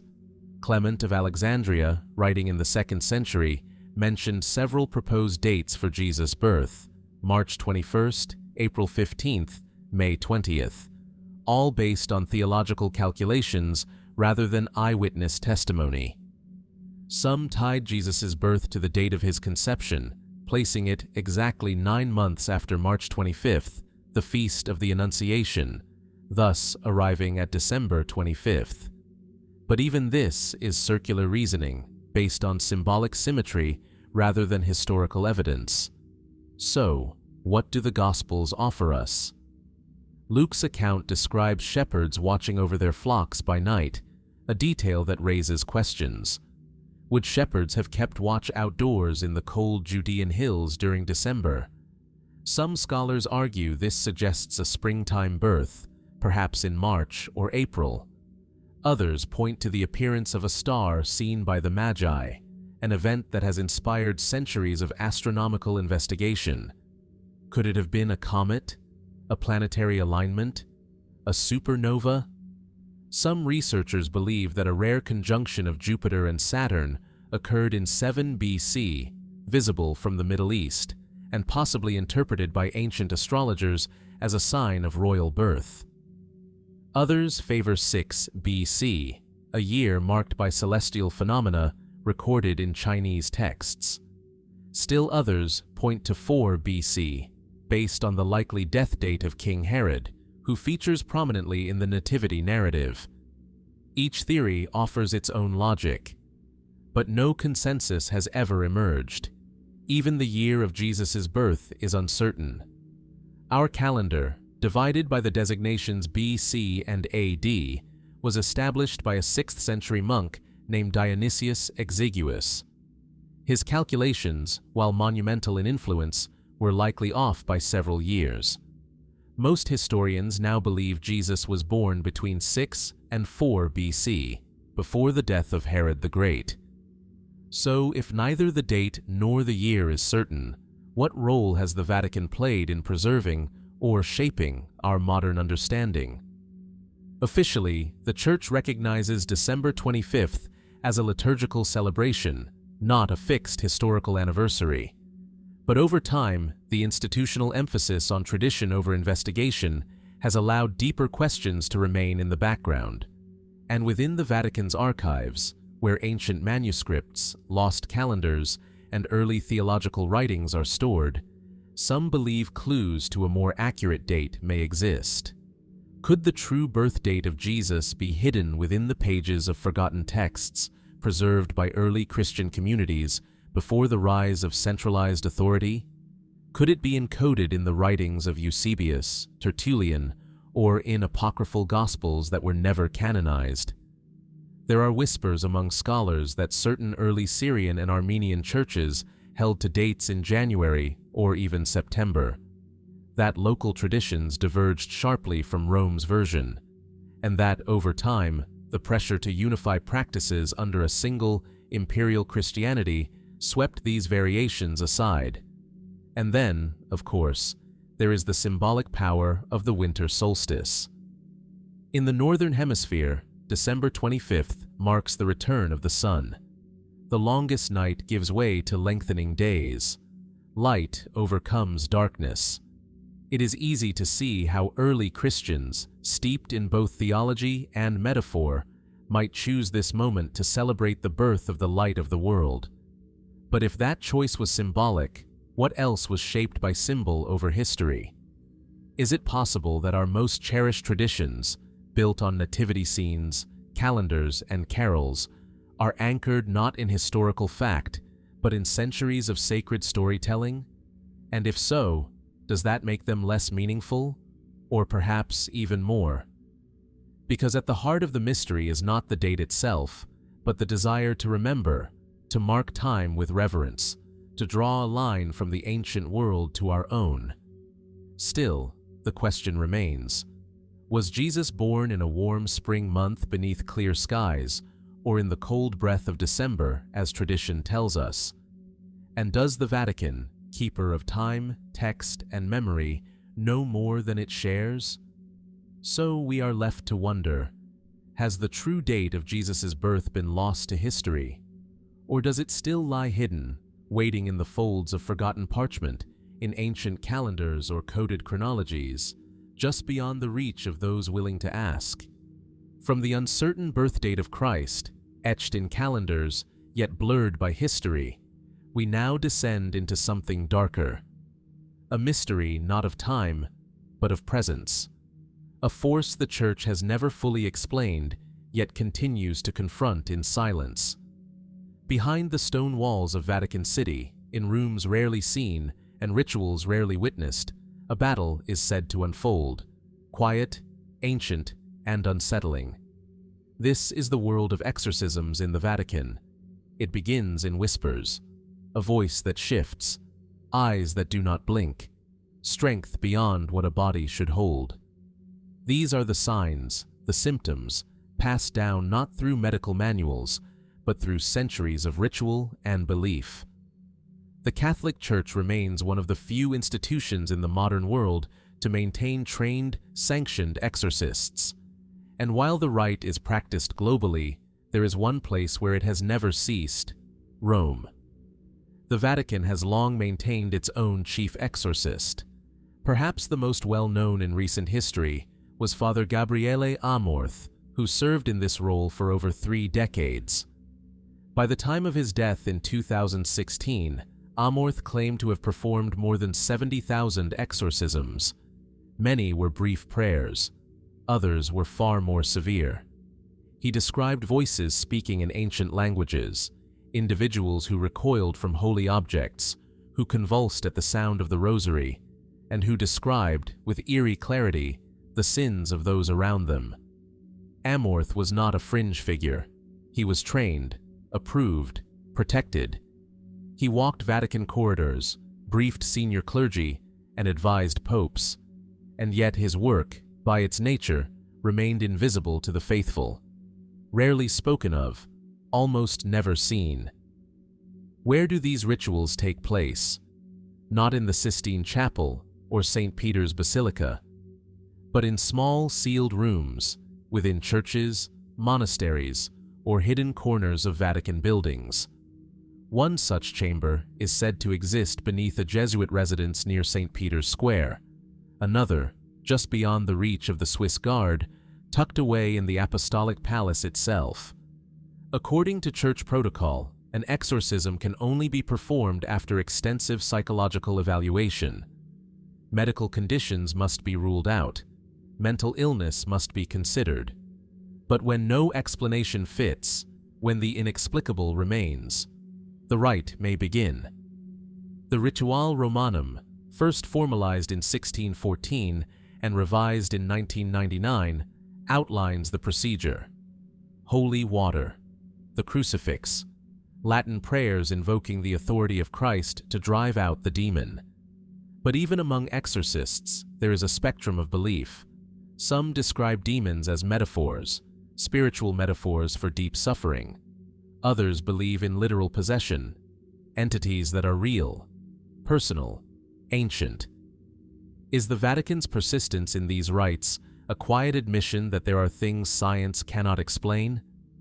Officially, the Church walks a careful line. It acknowledges demonic possession as rare, but real. It trains exorcists discreetly, often through the Pontifical Athenaeum Regina Apostolorum, where priests from around the world gather for instruction in both spiritual combat and psychological discernment. But despite this structured approach, deeper mysteries remain. How often are exorcisms actually performed within Vatican walls? What cases are deemed so severe, so troubling, that they must be handled within the shadow of the Holy See itself? Some claim that certain exorcisms are classified, not because of spectacle, but because of what is said during the ritual. Allegations of visions, of knowledge that seems impossible, secrets spoken in voices that are not the subject's own, names named, warnings given.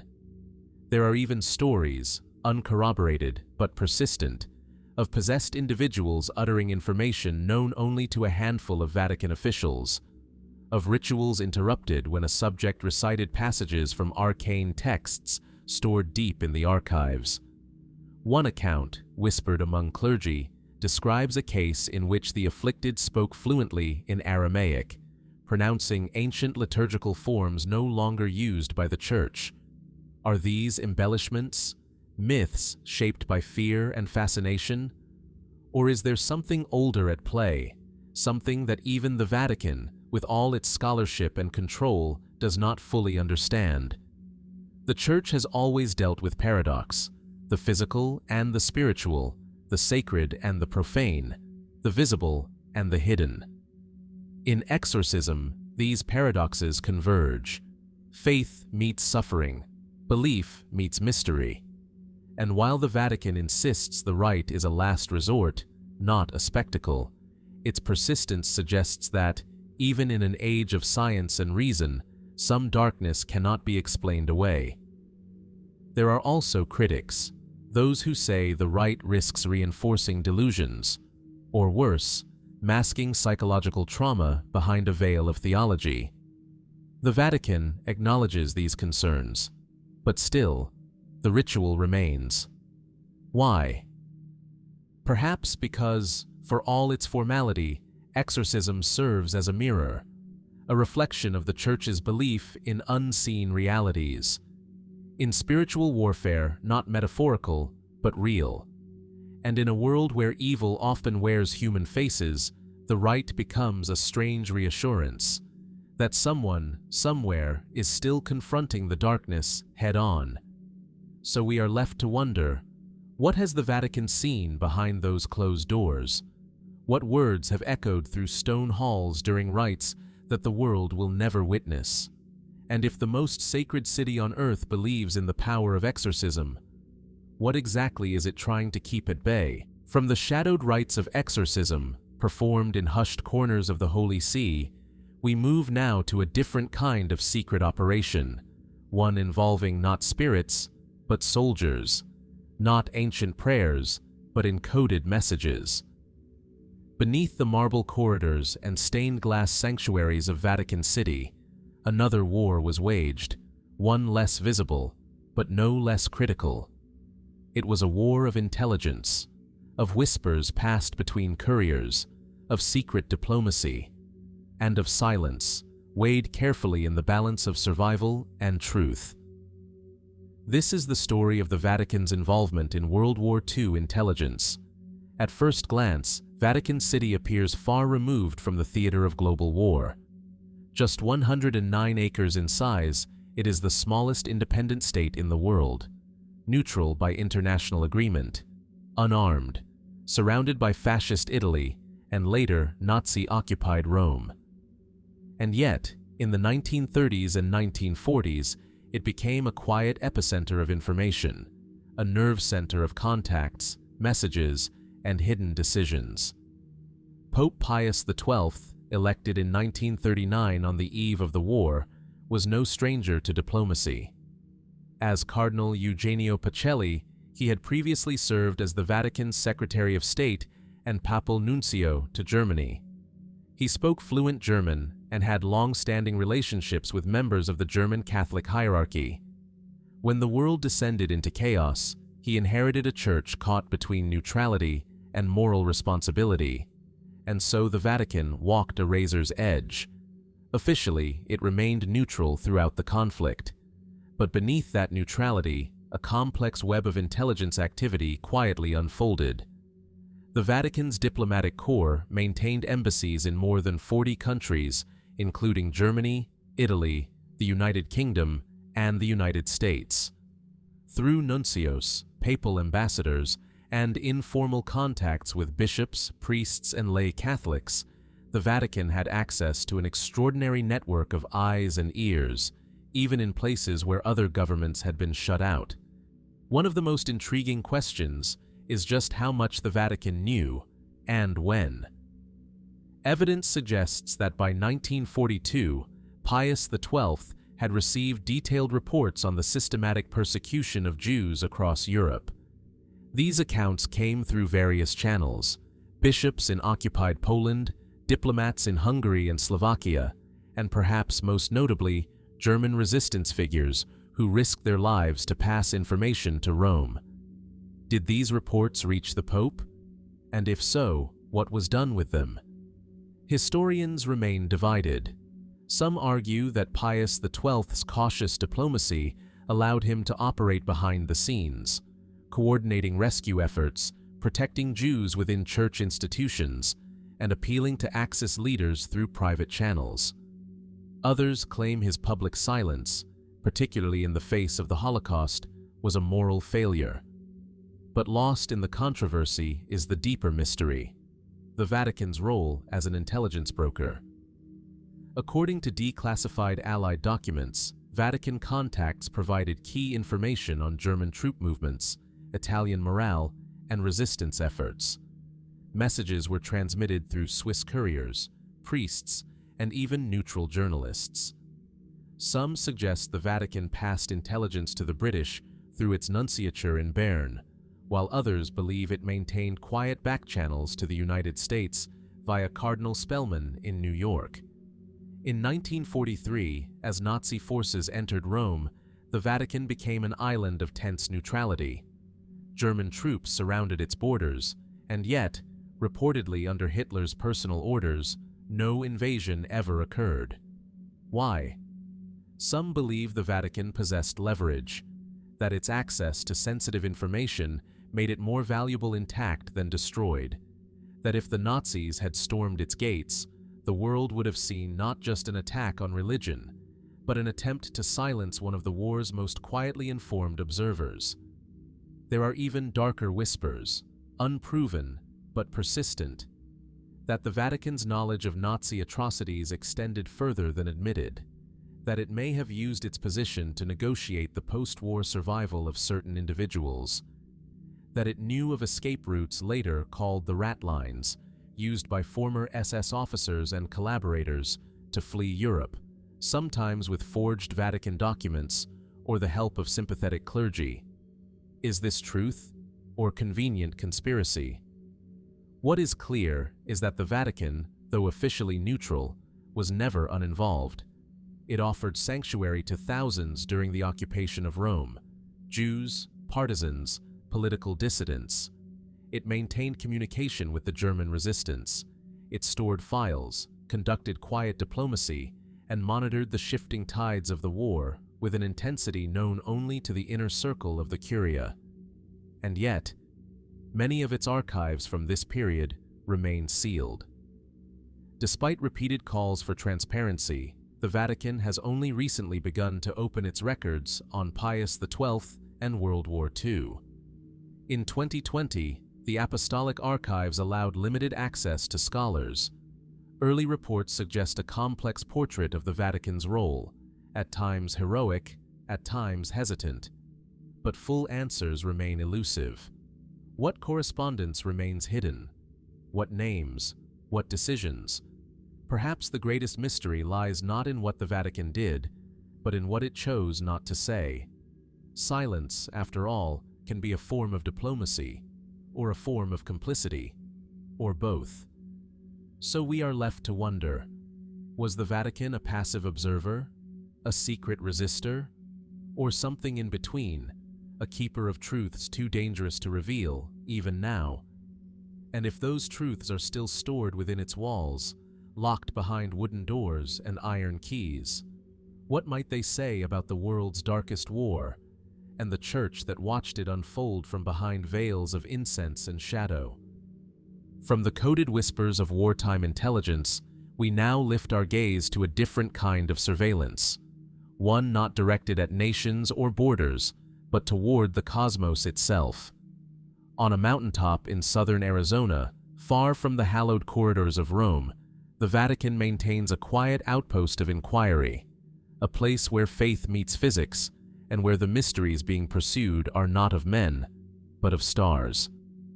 This is the Vatican Advanced Technology Telescope, perched atop Mount Graham. The mountain rises sharply from the desert floor, its slopes covered in thick pine forests and ancient legends. Sacred to the Apache people and remote from major cities, Mount Graham seems an unlikely place for the Vatican to stake a claim.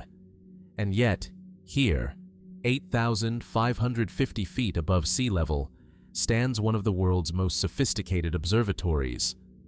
The Vatican Observatory has existed in various forms since the late 1500s, one of the oldest astronomical institutions in the world.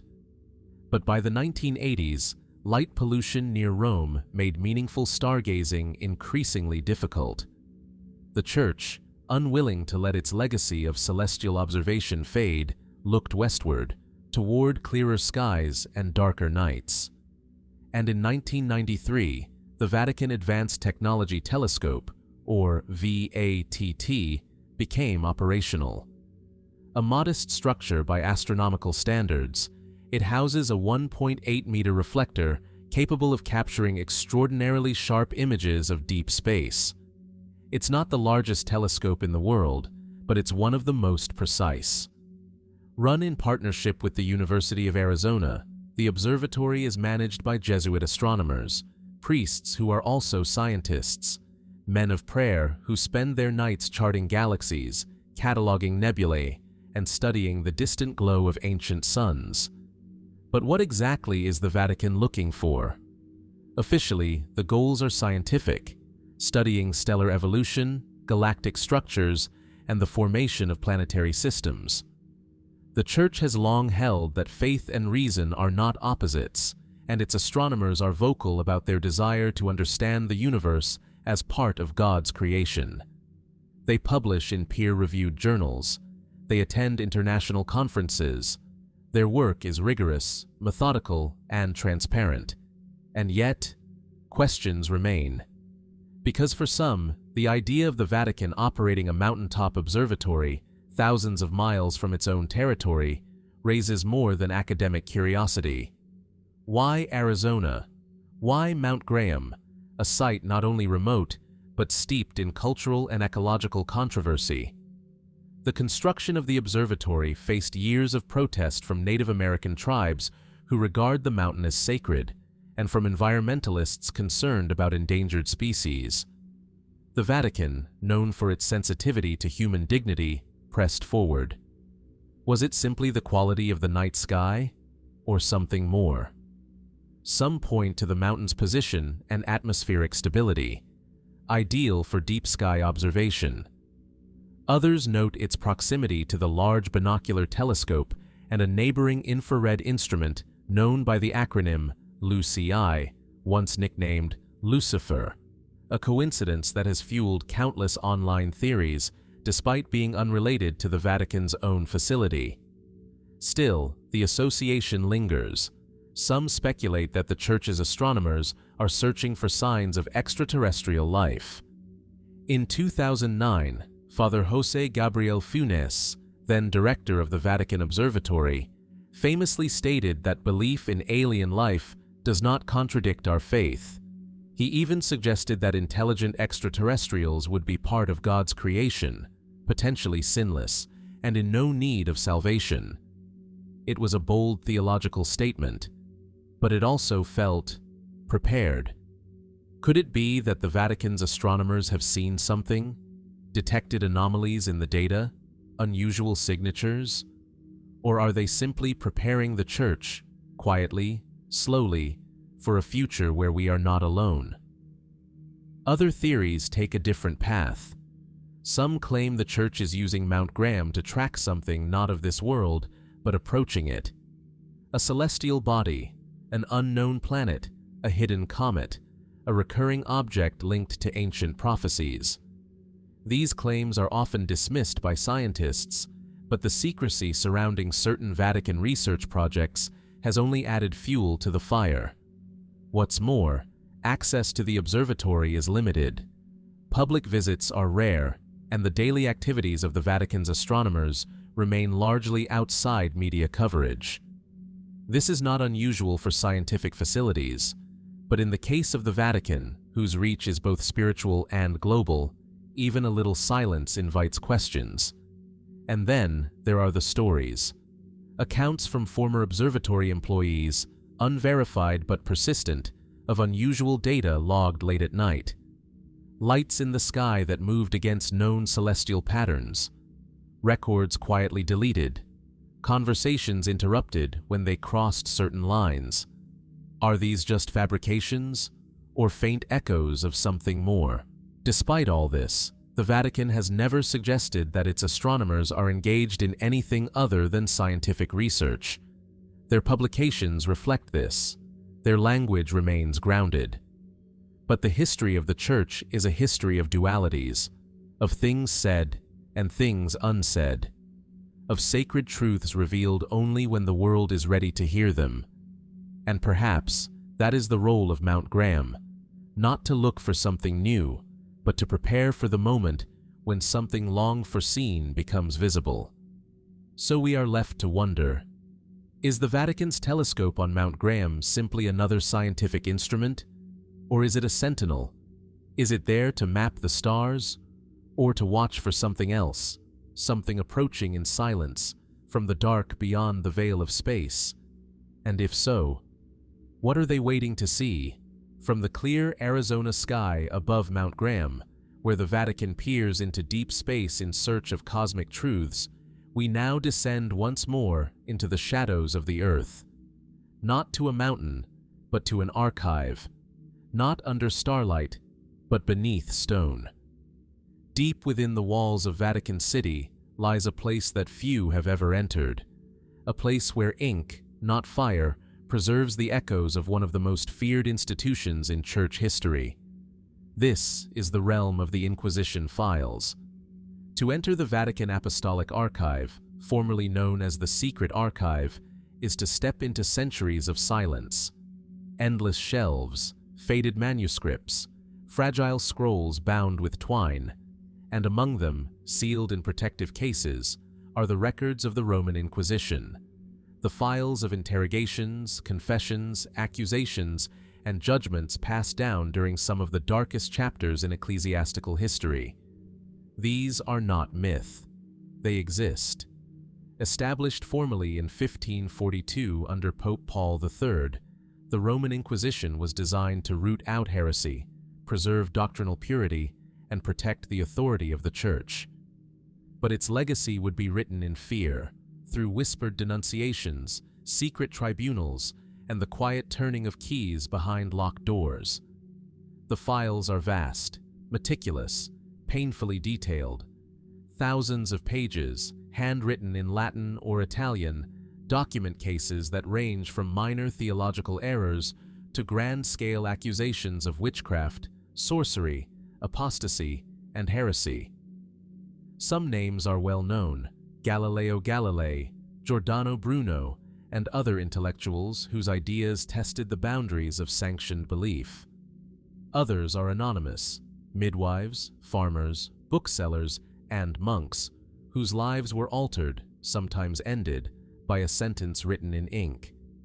But what else lies within these documents? What has not yet been revealed?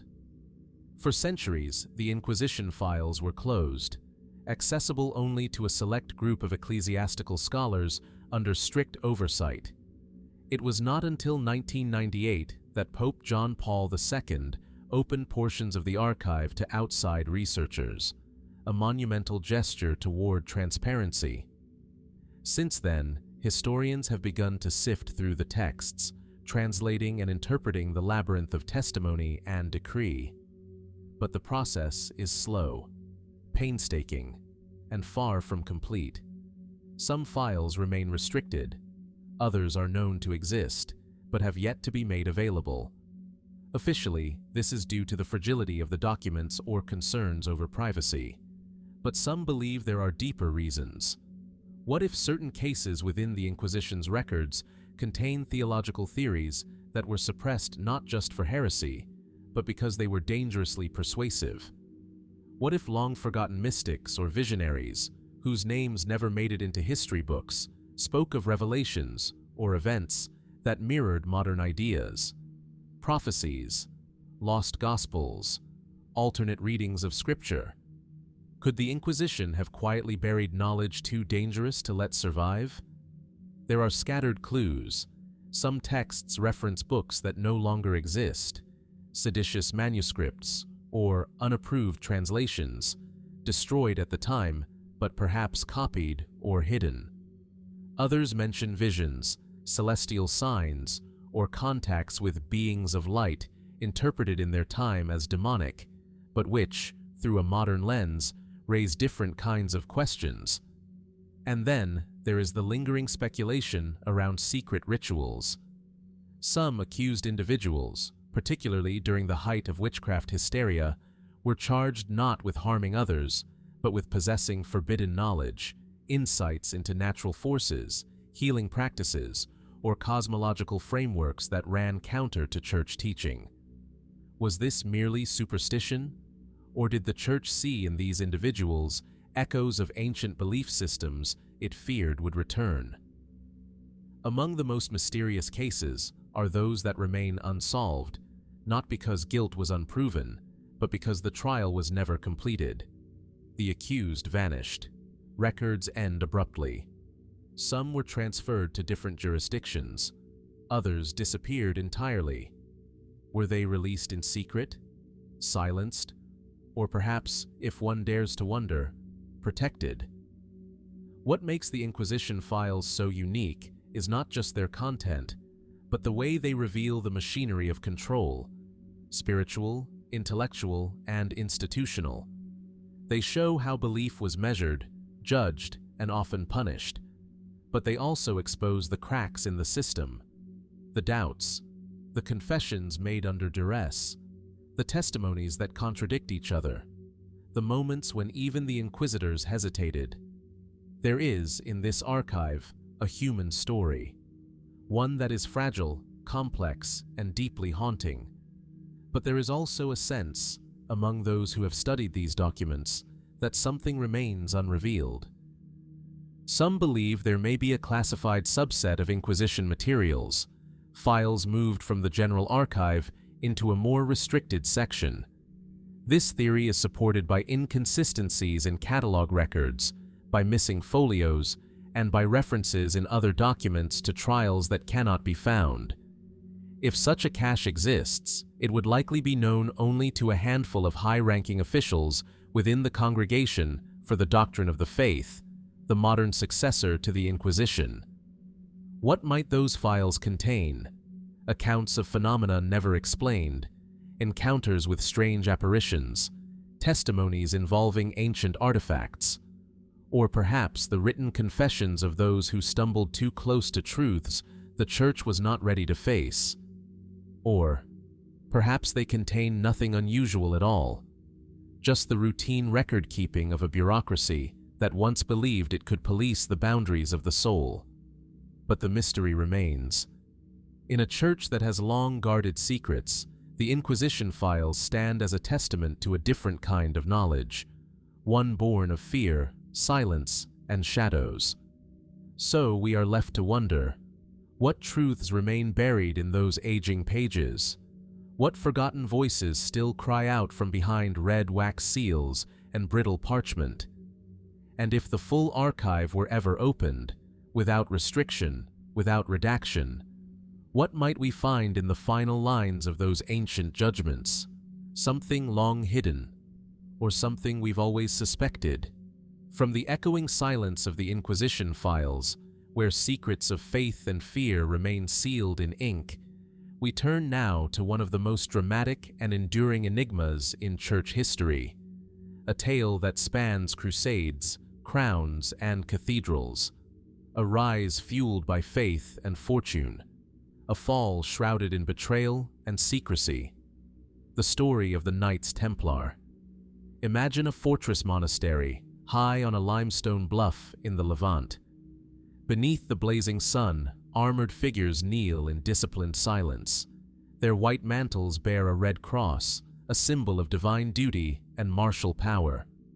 These were not monks, not in the traditional sense, nor were they simply soldiers. The Templars were something else entirely, an order created to guard pilgrims, but which soon became guardians of something much greater: knowledge, wealth, and influence. Founded in 1119, in the aftermath of the First Crusade, the poor fellow soldiers of Christ and of the Temple of Solomon began with humble intentions. Just 9 men, no wealth, no grand architecture. Yet within decades, the Templars had become one of the most powerful organizations in Christendom. They answered only to the Pope. They owned land across Europe and the Holy Land. They established early forms of banking, developed fortified outposts, and commanded fleets of ships. How did a band of warrior monks rise so fast? The Church granted them extraordinary privileges. They could collect taxes, bypass local bishops, travel freely across borders, and perhaps most notably, they were given the Temple Mount in Jerusalem as their headquarters, a location already steeped in millennia of sacred tradition. It was here, in the ruins believed to stand upon the ancient site of Solomon's Temple, that the Templars dug. And here, the mystery deepens. Historical records are vague about what they found, if anything, but legends persist. Some claim the Templars unearthed sacred relics, the Ark of the Covenant, the Holy Grail, or ancient scrolls predating even the Gospels. Others believe they discovered lost knowledge, esoteric teachings preserved from pre-Christian sects or early Judaic mysticism. Whether treasure or text, the implications were profound, and if true, perhaps dangerous. By the mid-13th century, the Templars were no longer merely crusaders. They were financiers, advisors to kings, and builders of massive stone churches whose designs some claim contain hidden codes, numerology, and sacred geometry. Their rituals became more private, their influence increasingly opaque. And then, it ended. Suddenly. On Friday, October 13th, 1307, a date that still echoes with superstition, King Philip IV of France ordered the arrest of every Templar in his kingdom. Charges were sweeping: heresy, idol worship, financial corruption, unnatural acts. The accusations were shocking. The confessions, extracted under torture, were contradictory. Some claimed they spat on the cross during initiation rituals. Others mentioned the worship of a severed head or a mysterious figure named Baphomet. Was any of it true, or was it orchestrated? Philip owed the Templars immense debts. His kingdom was financially strained, and their power had grown uncomfortable. By removing them, he not only eliminated a rival, but seized their assets. The Pope at the time, Clement V, a Frenchman under Philip's influence, did little to protect the order. Despite papal inquiries suggesting the Templars were largely innocent, the damage was done. In 1312, the Pope officially dissolved the order. In 1314, the Grand Master, Jacques de Molay, was burned at the stake, famously recanting his confession and calling down judgment on his accusers as flames consumed him. But the Templars did not vanish into smoke. Their lands were transferred, on paper, to the Knights Hospitaller. But many of their records disappeared. So too did much of their treasure, and perhaps something else, something intangible. Rumors spread of surviving Templars fleeing to Scotland, Portugal, or the Holy Roman Empire. Some believe they went underground, forming secret societies that would resurface centuries later in the symbols of Freemasonry or other esoteric orders. Others argue that what they discovered beneath the Temple Mount was never lost again, that it was passed down, protected, hidden by a chain of guardians whose identities remain unknown. The Vatican's role in the fall of the Templars remains murky. While Pope Clement V ultimately dissolved the order, recent releases from Vatican archives, including the Chinon parchment discovered in 2001, suggest the Church may have absolved the Templars in secret, even as it allowed their destruction in public. Why? Was it political cowardice, or something else? A deeper fear of what the Templars might have preserved, whispered, or believed. The question lingers. If the Templars truly had access to forbidden knowledge, texts from beneath the temple, relics that could reshape doctrine, or insight into spiritual truths the Church wasn't ready to confront, what happened to it after their fall? Was it destroyed or hidden, waiting for the world to be ready? To this day, symbols associated with the Templars remain inscribed in forgotten chapels and carved into medieval tombs. Their legends live on in fiction and conspiracy alike. But beneath the romance and speculation, one truth persists. No other institution in medieval Europe rose so far, so fast, only to vanish in such orchestrated silence. So we are left to wonder, were the Templars undone by greed, politics, and paranoia? Or did they vanish because they came too close to a truth that challenged the very foundation of power? And if that truth still exists, has the Vatican already seen it? Or is it still buried, somewhere beneath the stones of an ancient temple, guarded not by knights, but by time itself?